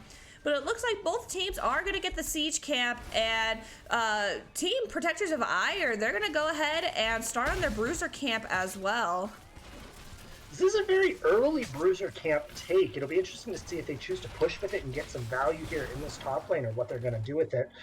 Normally the meta on this map is to try and get that top lane structure damage so you can take the top fort with your first objective. But there's so many people committed to this top side. Are they just going to be giving their entire bottom side here, or what? They might be looking for a trade here. Dahaka is coming down bottom to try to start protecting it, but Fensad is able to get that wall down. While the rest of Fensad is starting onto the bruiser camp, but Protectors of Aiur are doing lots of heavy damage onto this wall. I'm curious to see if they're going to keep hard pushing this in. Yeah, I think they're pretty committed to this here. Dahaka is clearing up that bottom lane, but now we have 5 members of the side of Fensad coming to de-push this while they're getting their own camp. This does mean that if Protectors of Aiur takes that top shrine with the first channel, they will be able to get a fort advantage starting off this game. But I think that there may be an opportunity here for the side of Fensad to do the same and get some structure damage with their own camp. Definitely. I do feel like this map, it is a little bit kind of like Towers of Doom a little bit, where it can be a comeback game, especially with the objective. Towards the end, if you can just get a 5-man kill with those respawn times really high, have everyone else push bottom while you guys focus on the objective, man, it can be a comeback game. was a really good clear there on that top camp, so it looks like they're going to get almost no structure damage here, but they do have the first move onto that top channel, which now Protectors of Aiur is going to move up to it, but they are getting poked down a little bit. I wonder how quickly they're going to pull this trigger. A good zoning W there by the Mei. That Blizzard keeping everyone out. A Blizzard of their own coming down from Jaina. They put a bunch of damage onto the Mei, but that knockback is going to come out. They barely get out of it in time, and they take control of the channel. And now, with 5 members here in the top lane, unless they get help from the Leoric, they're probably going to lose that top fort. I wonder if they're going to try and push back into this. I don't think they are going to be able to. It looks like Li Ming is going to try to poke it out. And it looks like they are going to hard push this. Joanna getting a stun on 3 of them, but it doesn't matter. Li Ming is going to go down with the Jaina Blaze, Blizzard, and the Greymane jumping in on there.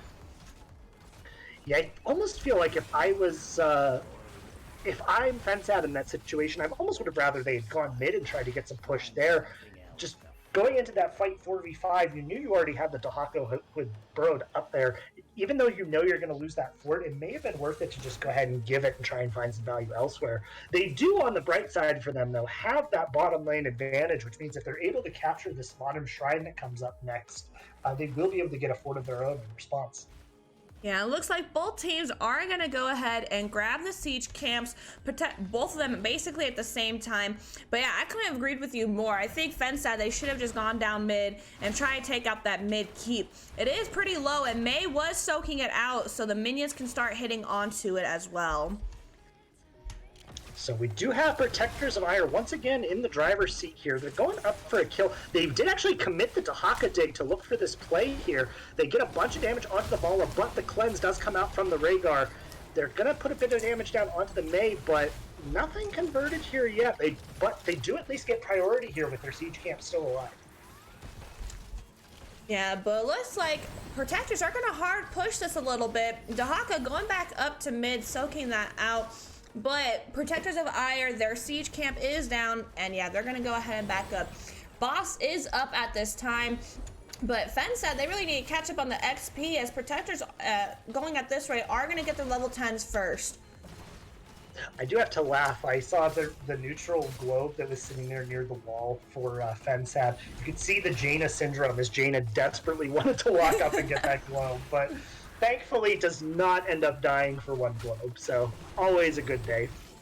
Ooh, a stun onto the Vala. Greymane hopping in there, getting Vala to half health, but there's not going to be any follow-up on that as they're going to back out, as objective is up in 2 seconds. A really good play from the Mei, no hesitation at all. They do get the 10s though for the side of Protectors of Aiur. They catch the Vala with multiple forms of CC, and she goes down basically instantly. And now with this temple coming up, this is all in favor of Protectors of Aiur down here. Definitely. I think this is time for probably Fensad might have to give this bottom up, since their Vala's not going to be up for another 7 seconds. Maybe they just hard push in this mid, and at least they can trade out forts. Yeah, they're pretty much going to secure this. I would have almost rather maybe, I don't know if they could keep one person on this. I almost wonder if Greymane could have done it himself. They do have the Joanna, or the Leoric, starting to come down here. The Dahaka dig is, though, coming. The Leoric's really far forward, and they are going to turn onto him. Joanna uses that Unstoppable to reposition. Snowball catches 2 right into the Rain of Vengeance. Greymane's in a lot of trouble, and he's going to go down. Yes, he will. And they're going to keep looking for more. Joanna has no Unstoppable. 65 HP. Vala rolls in to confirm it, but meanwhile, Ming goes down on the bottom side of the fight. Another light bomb catches the Mei just barely on the edge, and the tower finishes it off. A drag onto the Rhaegar. Really well played by the Dahaka to stop pulling him so the root would land. And now it is a 3-for-2 for the side of Protectors of Aiur, and what a crazy fight for both teams. Definitely a crazy fight, but Leoric did go bottom. Instead of sticking with the fight, he did go bottom and was able to get a few more hits from that objective. So I don't know if that's a good play or not a good play, because if that Leoric was there, could he help his team get those kills, or was that a safe play and just trying to grab the rest of that objective?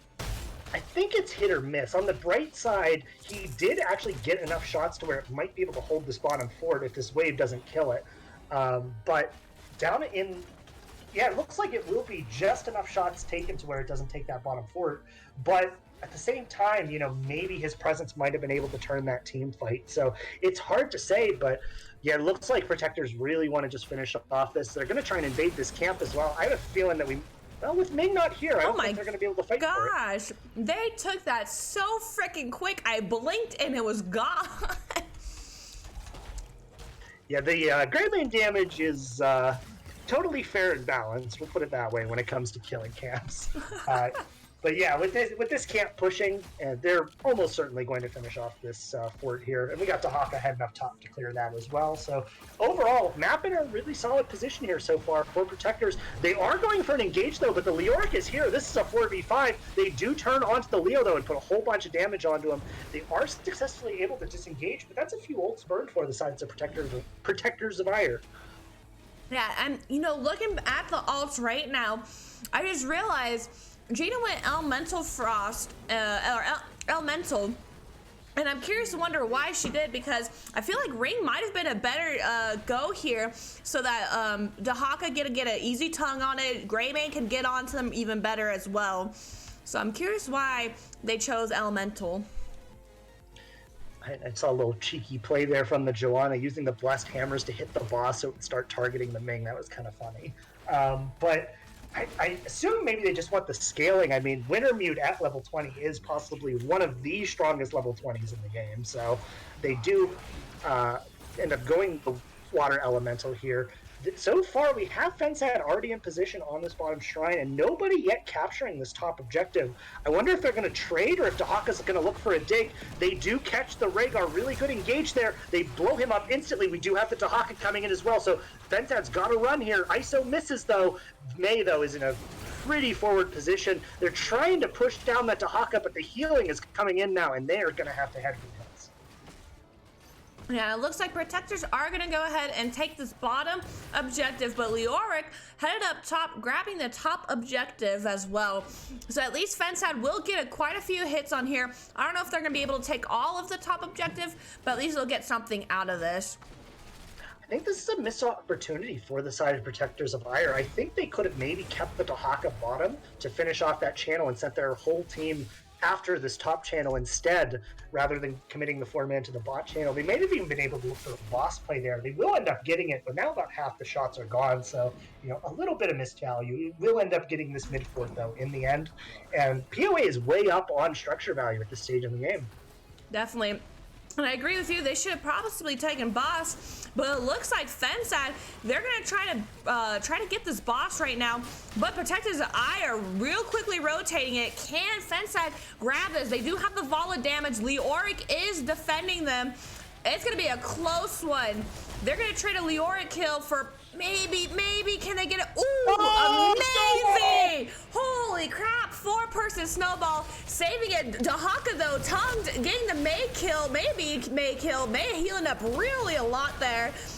Ming throwing an orb, light bomb is up, but isn't able to hit anyone. I think Fensad, the rest of Fensad is gonna get out of there, while the bottom is getting pushed by the boss they were able to take because of that Mei ult there. That was a phenomenal avalanche there. Once again, I think Protectors of Aiur are just committing too many resources to the channel. I think they're so afraid of the invasion from the side of Fensad that they just lose macro on the rest of the map. And by the time they realize that boss is being taken, it was just too late. And boss gets a bit of value in that bottom lane, and now a win condition is starting to open up for the side of Fensad. Definitely. Dahaka by himself with 4 of the other teammates here.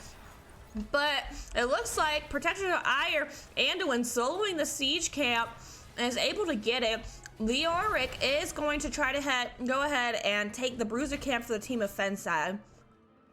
Anduin more like Manduin as he 1v2s that camp. Come at me, bro. But he ends up getting it, and now we're going to see the Bruiser camps. I'm so sorry to everyone in chat. You had to hear that. That was beautiful. I loved it.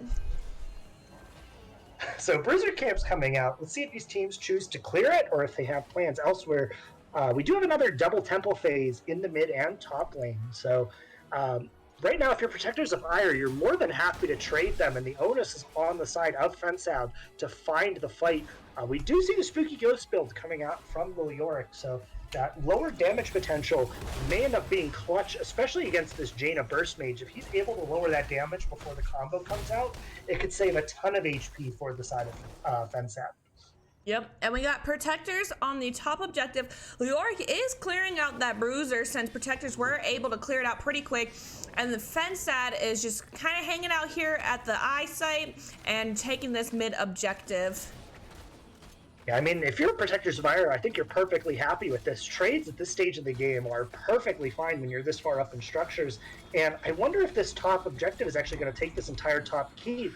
It looks like it should end up being enough shots here. Yeah, so it looks like Fensad wants to fight this, but I wonder if they're going to be quick enough. Already, May is being one-shot, does get that trade-off, and the Rhaegar ult comes in, and now the turn is coming in onto the side of Protectors of Aiur. Jaina and Greymane are both in a bad position. Vala's doing her best, and they do end up finding the Greymane. They're trying to disengage. The Dahaka did come in, but this fight is as good as over. It looks like they may be able to escape here. Yeah, I think it's just going to be a 1-for-0. Oh, the gets a little too carried away, and it's a 1-for-1 now. And there's still shots in mid if they can get over there in time. Actually, there's still shots top. It looks like May is trying to distract them so that Fensad can get the rest of the objective. But Protectors do have top Windians coming in, but I think the core will clear it out.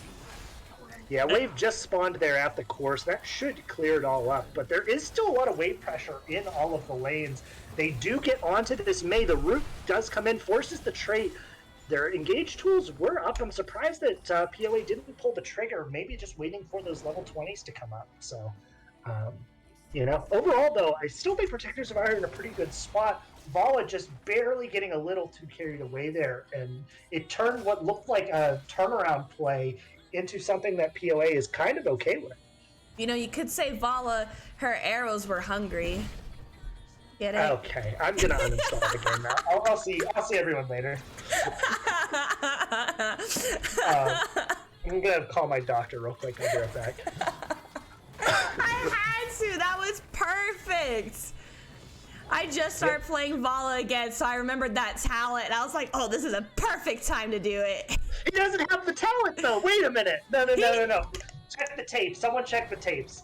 Oh, no, he doesn't. You know what? I'm saying I started playing Vala, so I just remembered that talent. Speaking of checking the tapes, Dahaka being caught in this top lane. Ooh, good stun there by Vala to catch out the Dahaka on the dig, and now he's got no way home. Call him Spider-Man, and he is going to go down here.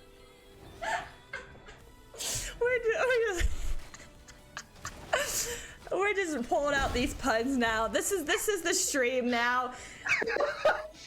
I thought that one was pretty good, okay? I thought one was pretty good. I had to lean over so I didn't laugh and spit into my mic. That was a really good one.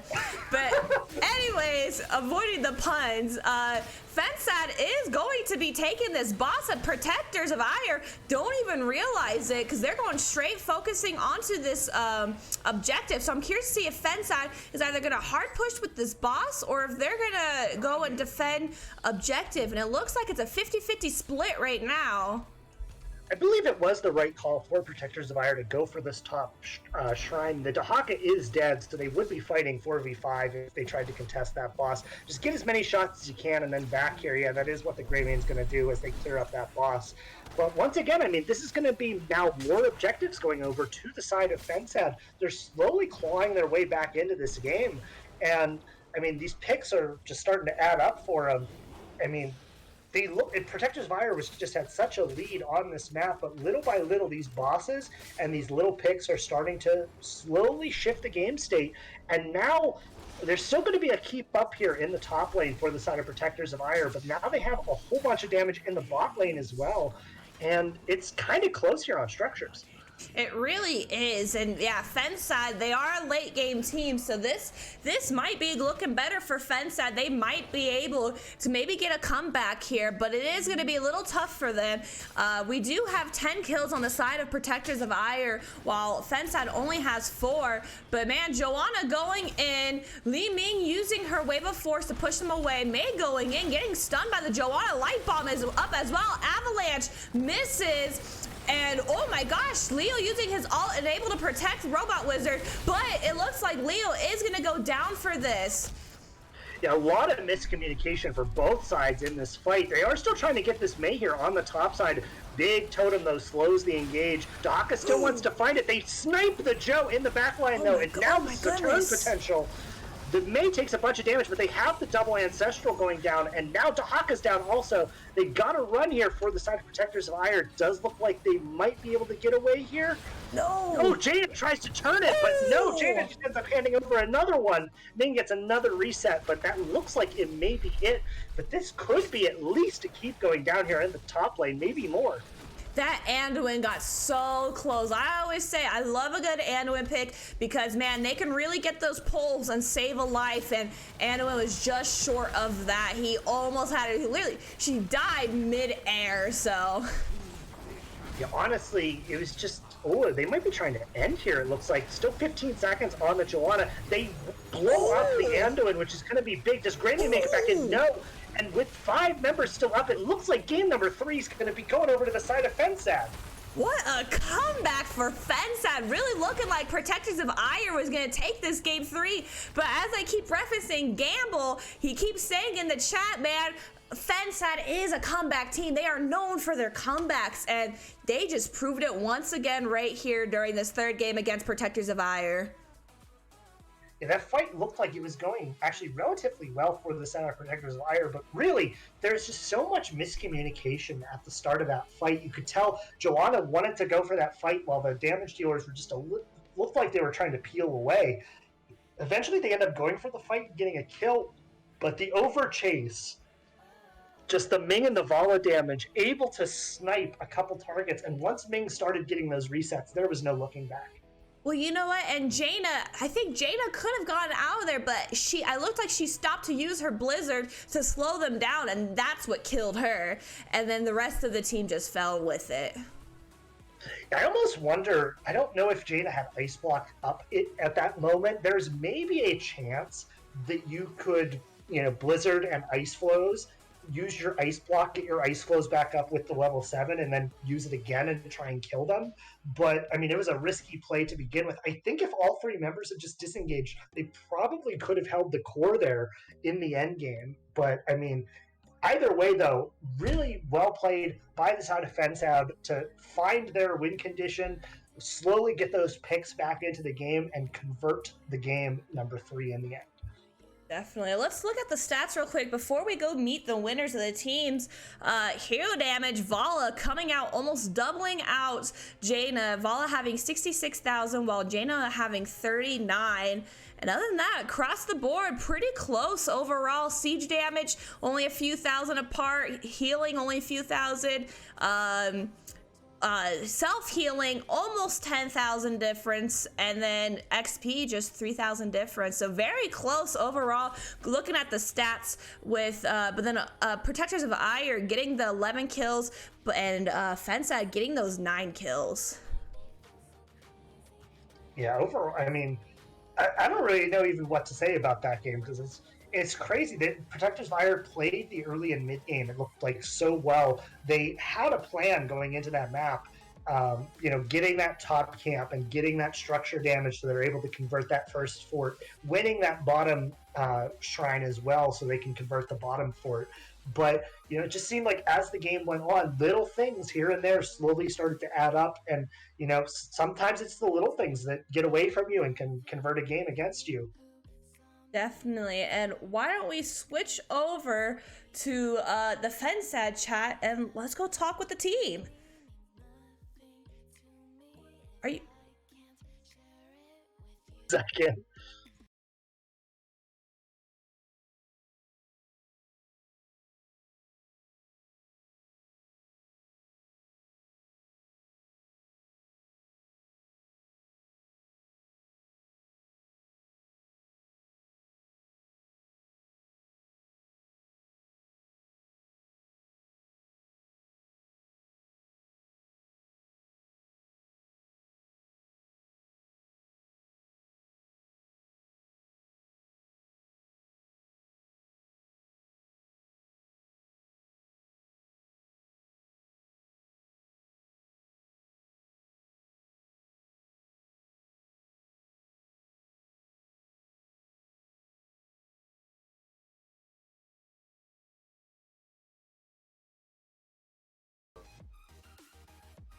All right, Fensad, congratulations on your win today. How are you guys feeling right now?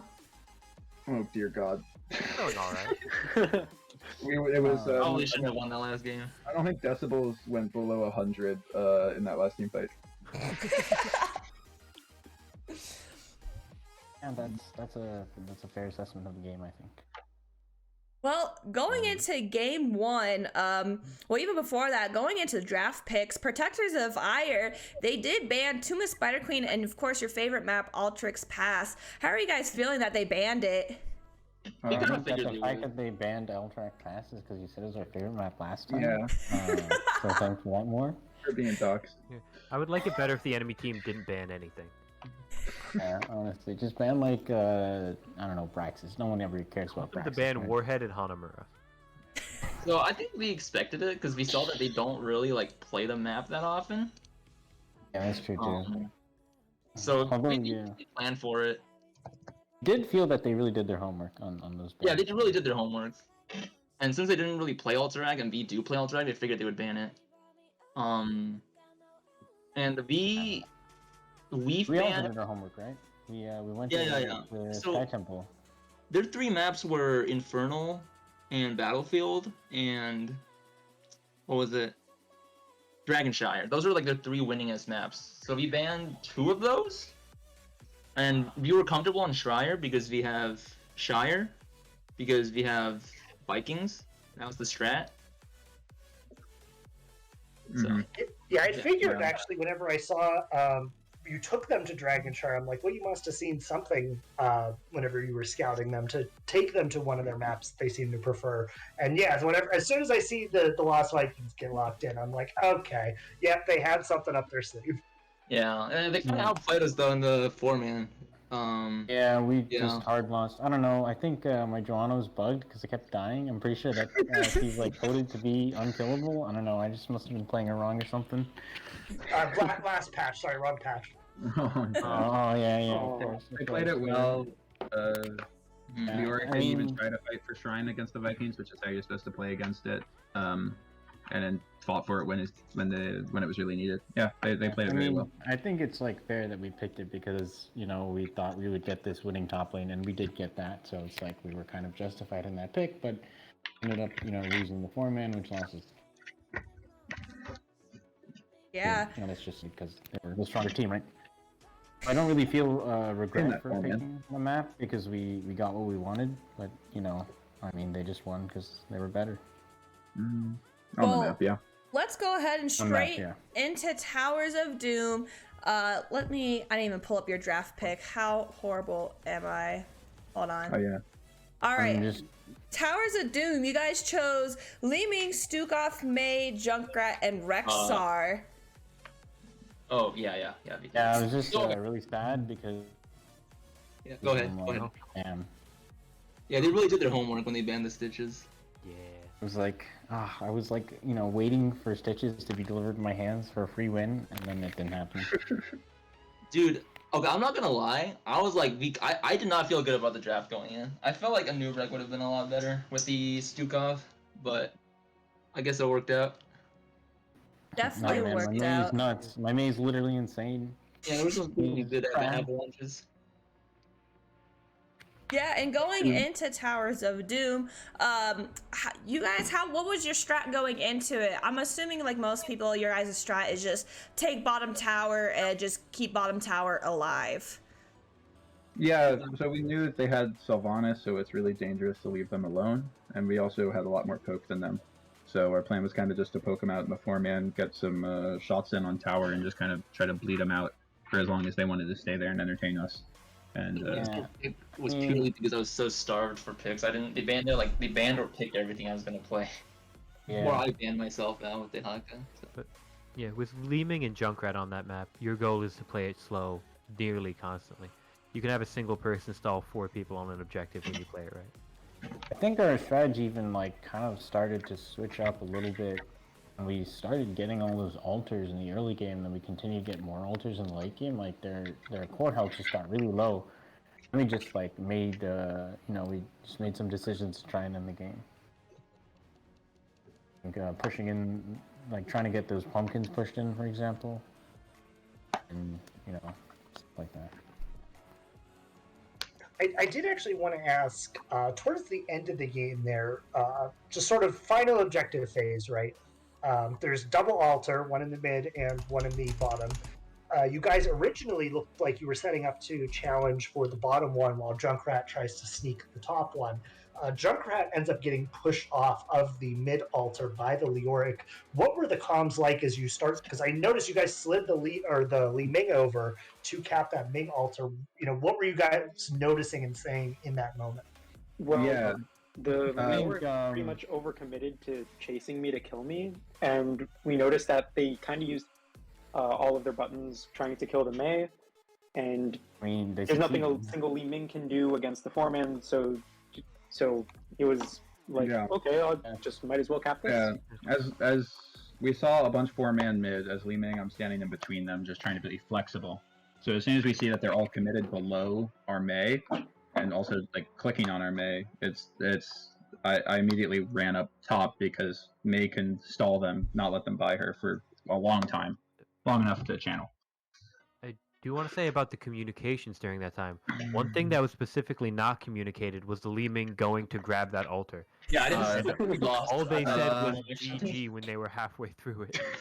Dylan, I just heard Robot Wizard start singing, and I thought we lost. But we actually won. I thought because I was dead. If I said anything, they might have overheard me. Well, I do want to say No. your Li Ming that game super aggressive, but definitely No. paid off. You were definitely the MVP of that game. He definitely popped off pretty hard, I saw. Yeah, you can't do Someone damage. was with like, flames man, they're if gonna you flame me for only getting 2 kills instead of 4 kills. No, That's the kind of I confidence he kinda was playing with. I kind of face rolled my keyboard a little hard. Evening moment. There's too many buttons to press. No, yeah, it was. It was. mean, I people do got think- low because of Junkrat. So like, when we were poking them out so much, the second when we're getting that much poke and they're all at half HP and they're all staying there, it's kind of like you're playing bowling at that point as Li Ming. Yeah, I well, do think that, yeah, the poke from Li Ming was like really potent, especially against their team comp. definitely. And then you guys won the first game. You guys won on my favorite map, Towers of Doom. How are you guys feeling right after that game? Obviously, you guys said Robot Wizard was singing there. Well, he was like making cloud noises or something. I don't know. He was just like. I was singing like- "Curb Your Enthusiasm" because they. because like I don't know, he was just like taking the altar and I don't think we were feeling like super ultra amazingly exuberant or anything, but it definitely feels good to win the first match. Yeah, I felt we did really. I thought I was feeling really good at least because we set a lot of core health ourselves. It felt like a good win. Wait, what was the second map again? So So- just forget it. Forget that we were on Dragon Shrine. The second map Dragon was Dragon Shire. Did you have any more questions, or did you want to start asking about game number 2 here? Nope, go straight into game number 2. And you'll take it away from me. Well, first thing I wanted to ask is, so the TLB pick. I gotta ask, is this something you guys have been working on in secret? Were you trying to? No. Yeah, we've been working on this for a while. I guess we just never had the chance to bring it out. Yeah, it may not look like it, but we have been working on it for a while. I thought Since the start of the personally season. it looked really good in that game. Actually, I was just curious because I tried to do a little bit of research on everything before the game, and I'm like, no, everything seems pretty standard across the board, nothing to see here. And then suddenly a Lost Vikings pick comes down in game number 2. I'm like, okay, yeah, I definitely saw this coming. I think we Yeah, did it it's once. played it more in before. scrims. We did it against TRSG Spice. Yeah. That was Then we that was lost the game an because interesting game. Dylan was hitting their core and then our core died while he was hitting their core, and that was really awkward. Yeah. Oops. We did pull it out once, and we have tried it in scrims.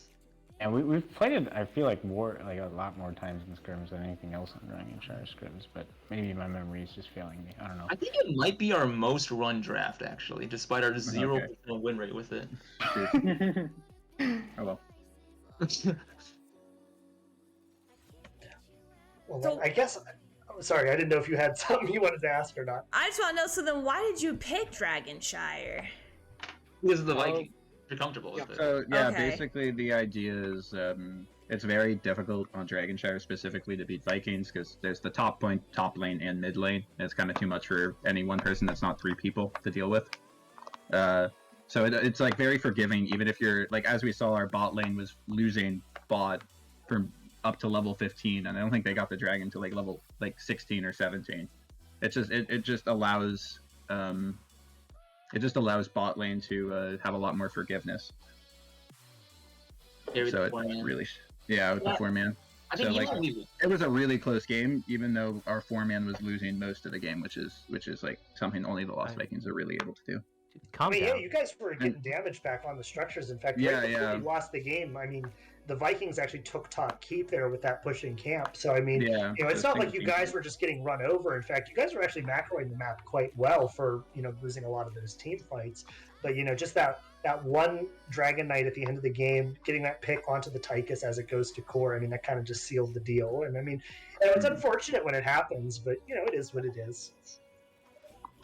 But I don't know if you have any other questions. I personally don't have any more. So if you have another question, please go ahead and throw it out more. No, I'm good. I think let's get into game 3, Sky Temple. Wait, do you mind if I ask first? Because it's like right at the very beginning. Yes, do it. Okay, so big question. Dahaka banned games 1 and 2. What was your reasoning behind letting it through game number 3?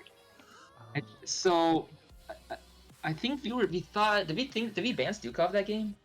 No, that the was reasoning was we wanted to pick it quadruple healer. ourselves, and we didn't think that they would pick it. But then a lot of healers got banned, which kind of squeezed our They game. played that draft really well. They played that draft really well. We saw Vala get through, and we definitely wanted that. And we were gonna pick Vala Dahaka, but the problem was that pretty much all the healers were taken, and if the Rhaegar got banned, then we didn't really feel too comfortable. Yeah, we on that pretty much map go in down these like a tier. circumstances. Yeah, we felt more like even though we could get a healer and it probably would have been fine, it would be like the next step down from Dahaka is like still pretty good, whereas the next step down from Rhaegar was not as good. Basically, we wanted Dahaka, is why we didn't ban it, and then they played it really well and forced us to not pick it, and then they picked it up. Gotcha. I was just really curious because I was like, they banned it every single game, and Sky Temple is traditionally like one of the best Dahaka maps. So yeah, we wanted to force them to pick a healer first, and then we could pick up the Dahaka. But yeah, they played it very well, and we kind of felt uncomfortable on the healers that were left, except for Rhaegar. And speaking of the draft, I am wondering, so your the first game on Towers of Doom, Robot Wizard with Li Ming, but then this third game you had Robot Wizard on Vala and Psycho on Li Ming. Why the switch up there? He's a better Vala player than I am. Vala was banned game 1, is why. Yeah. I'm a better Junkrat player, but he's a better Vala player. So We're probably like equal. And Li Ming's kind of flexible. Yeah, and we're equal Li Ming, so. Yeah, if the Vala wasn't banned in game 1 and we had the Li Ming and the Vala, the role assignment would have been the same. It's just I that just realized that we both played Li Ming. That's hilarious. That's right. Oh god, they banned so many healers. So did we. All right. I mean, And then going into Sky Temple, what was your guys' stratgy there? What were you guys thinking about running? Like micro wise, or you guys just focus on the objective? What was your strategy? Once we get into the game and Sky Temple is always all about objective and or macro pressure when you can get it. Any damage on structures is basically objective.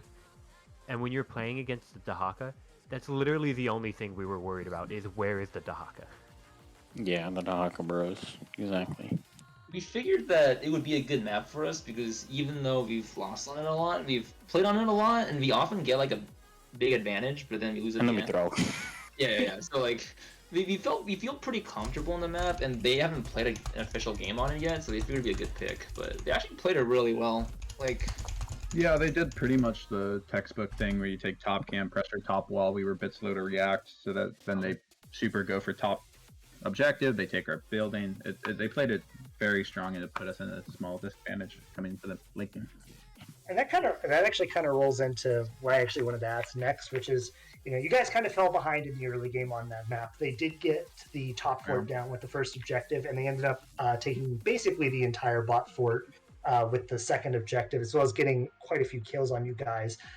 Being down in that position, what was sort of the discussion going on behind the scenes? What was your plan to get back into the game, and how well do you think you guys executed getting back into it? So yeah, the one thing that we did notice was that they were often, other than when Greymane went to go get camp, they four-manned a lot. And so I think when we were really able to get back in the game was when we saw I think it was the third objective phase, they four-man top for when none of us were really in the position to contest it. So kind of out of just desperation or trying to get anything stuck, we just started. Yeah. I think the boss was the big turning point, and especially I think the specific call was Dylan said, I don't Johanna care. top, and then we immediately all ran to boss. Yeah. Before that, we got to pick on Dehaka, right? I don't think What? so. That was We just saw they were committed too many people to it. Objective. We weren't even going to fight it, and so we were already not in that area, and they were in that area, so we were already we already had position on boss. Okay. Yeah, you guys did an admirable job. Like I said, you were fairly significantly behind on the map throughout the early and start of the mid game, but that boss play really started helping bring you guys back into it. And then little by little, you just started finding a pick here, a pick there, some shots here, and it just slowly added up to the point where you guys were able to claw your way back into the game. I never actually felt. I don't know. Maybe I wasn't paying attention, but I felt we were not losing the entire game. We were building down. We were building down coming into the last team fight. Yeah, the good thing about Sky Temple. I think you were about a building and a half down, if I remember. Oh wow! I just looked at the mini map. I didn't look at the halves. Yeah. The good thing about Sky Temple is it's very forgiving when you're behind. So it's very easy to just completely throw the game just by doing something wrong and managing to just snowball it. Yeah, we know very well how easy it is to throw games on that map. You win a level 20 team fight and you can go through a keep and still get core, so you have 3 keeps worth of leeway if they want to just play objective to win. And you know what? I want to make a note of this. During one of your guys' the boss, I think it was the last boss you guys were taking, you guys were fighting it, and Protector of Aiur was coming down, and May came in clutch with a 4-person snowball. Holy crap, that was a phenomenal job. And I just know me, Shane, and chat, all of our mouths just kind of dropped there holy crap. Deported to Canada. Yeah, that snowball is the one that he I actually went to the U.S. Post Office today. I got a priority envelope from them. All right, Shane, do you have any other questions about Sky Temple before I get into non-game related? Although I have to say it was not. I think they knew we were on boss, and they just took a straight line path, so it was pretty predictable actually. They were running in a straight line, right? Because they had to get there as fast as possible. If they did anything else, they would have been too slow. Yeah, too bad Snowball's faster. Yeah. Well, Shane, do you have any other questions for them, game related? No, you pretty much wrapped up most of my questions. So, whatever you got left, go ahead and throw it at them. All right. Well, the basics, of course. How do you guys feel after taking this win? Unfortunately, I don't believe you guys are going to playoffs, but still, your past few games that you've been playing within, 2-3 weeks, you guys have been really killing it. So how are you feeling after today, though? I think that we're at least 250 million% better than where we started at the start of the season, which is a really good feeling. Yeah, sometime I think within the last 4 weeks or so, I think maybe in the last month, he just suddenly got really good, even though we had no time for scrims. I'm not sure what happened. We started playing the game less and got better. No, that's not what happened. I think it's just our coordination started finally clicking. Well, yeah, we were having a bunch of issues in the beginning where random people would be checking a bush, dying for it. I mean, literally that last team fight was won because our Mei was the one who tanked like I think 10,000 ults. Yeah. Which is like an old us would have that would have been like the Vala, or it would have been like the healer, it would have been the Rhaegar or something. So that has been a huge help, stopped us from throwing a lot of games. I also think when we started NGS, I had played HOTS for like 2 months and had never really played a MOBA before, and now I have like triple or quadruple that amount of time. Jazz has Yeah, been true. a lot. Jazz has improved like leaps and bounds. That's also true. I I know what am the character I think- shocked. I think we all Yeah, have. I think all of us have improved like a hell of a lot since we started. I mean, especially I think, you know, with all the scrims we did, we got a lot better as a team. Definitely. All right, 2 last questions. One, what if you guys could go against any other NGS team as like a final game? Like if you guys made it to playoffs and you guys were ending it, what team would you want to go against? Ooh, Like that's this a good one. one. Randos? I wanna play HOTS random. No. We can go against them whenever What do you we mean, no? want. Okay, It's a fun anyone? game. It would We be did a fun fun game. game. Lucio I would versus like to Lucio. play. I'd like to play the team that we played first. I forget their names. ICC Someone has it. Raiders? Really number 2. Yeah. Number 1. I'd like to play them just so we could have a before and after comparison. Oh yeah. Yeah. I think it would be a Ruffled nice so like way to look at how much we've improved to, you know, measure up against our first appearance. I would also like to play TDD, which is number 1 in Div C West now. I don't know if that counts, but we've streamed them a lot, and they're really Oh, chill. yeah. They did help us. They did help us as well. Yeah. Why do you think they're number 1, bro? We trained them there. Sure. Well, all right. Final last question. I always ask you guys at the end. Any shout-outs, anything you'd like to say, etc. Just keep it PG-13. Oh damn it! Okay. Wait, Someone else is go there now. like a shout out that isn't? Ruglord's banned from this section. Oh, wait, real quick. Actually, before you answer that, you did have your fangirl Gamble in there. He was very calm tonight. He was not as crazy as the other nights, and I was very Well-behaved. shocked. He said like really good stuff, like Robot Wizard's a genius of the game, and don't worry, Wow. Fensad will bounce back. Very calm and tame stuff for what he normally says. Yeah. He must be having a bad day. Or maybe you know what Ruglord sent him. If, you know, if actually I made have it to a shout out someone, shout out to Ruglord for he's pretty much set up all the scrims, all the matches, been doing Oh, all yeah, the back end for work. sure. So Mhm. yeah, super. Thanks. team captain and the foundation of our team, for sure. Damn, bro. Touched. I would also like to shout out the fans. Gamble, the only one this time holding down the fort. The only I see You guys for streaming us. and the other fans that are not here. Yeah, Frandos I- for setting up a lot of in-houses and stuff. Yeah. definitely would like to thank Moore for trying to monopolize the streams of Fensad. Hey, you guys Yeah, give we- me really good games, so if you guys were boring games, I probably would not stream you, but you guys are really good games and fun to watch, so. I really don't think that's a compliment, but I'll take it. Yeah. Thanks to the teams for putting up with us memeing the entire time. Oh my I don't think there's a single draft where we didn't start typing in all chat.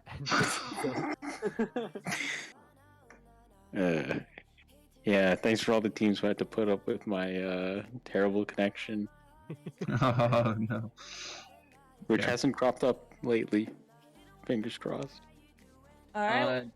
Shout out to my team, all of y'all, for improving so much Aw. this season. Honestly, Thank Thank you so much. going through, I think the biggest change that we went through was the attitude. Like we were just like joking around during like our lobbies and stuff. You know, it was big instead of tilting. Oh, and shout out to Avi as well for being there. Yeah, obviously included in Yeah. that. I saw that. And I guess shout out to NGS for keeping this dead game alive. Well, Oh, it's purchased by Microsoft. It's not dead anymore. Yeah, that's true, that's true. Believe in Yeah, something we- for once in your life. Whatever you think, man. Bill We Gates just is got- gonna come in. we just got an update. What do you mean this is a dead game? We got Oh, our true, one that's update true. of That's every fucking 6 sucks out months. too, man. 137 megabytes are gone. The game is saved. Wait, yeah, we actually get so many updates. What do you mean more? That's true. Every update, every hour of the day. I remember every single time as we would load up for practice, every single time someone would go, wait, 137 megabytes, new hero? Well, all right, that's everything I got for you guys. Shane, you got anything for Team Fensad? Really appreciated getting to catch you guys. You guys played super well and were definitely put a really entertaining series out there. So, thanks for coming out here and playing your heart out. Thanks. Yeah. Thanks for casting. Oh, Yeah, thanks for casting us. It just wouldn't be the same without Moore and friends. Appreciate that, guys. More and Frando, dare I say? Oh, No, hey, Moore listen. and other friends. Like other friends, meaning like other friends besides Moore, because Moore is a friend as well. Yes. I And am. find more I isn't a friend. appreciate being called a friend from you guys, especially with, I love coming in here and doing our chaotic winter interviews. Although, I mean, even though you're a friend, we also like hard target you when we score against you. That's Yeah, I true. know. We did have to We- full talk around that. Yeah, I know. Thanks, guys. You're better. Appreciate it. Makes me a better player. But, all right, me and GG's, Shane, we're gonna move over Discords. And thank you guys, and congratulations on your win today. Thank you.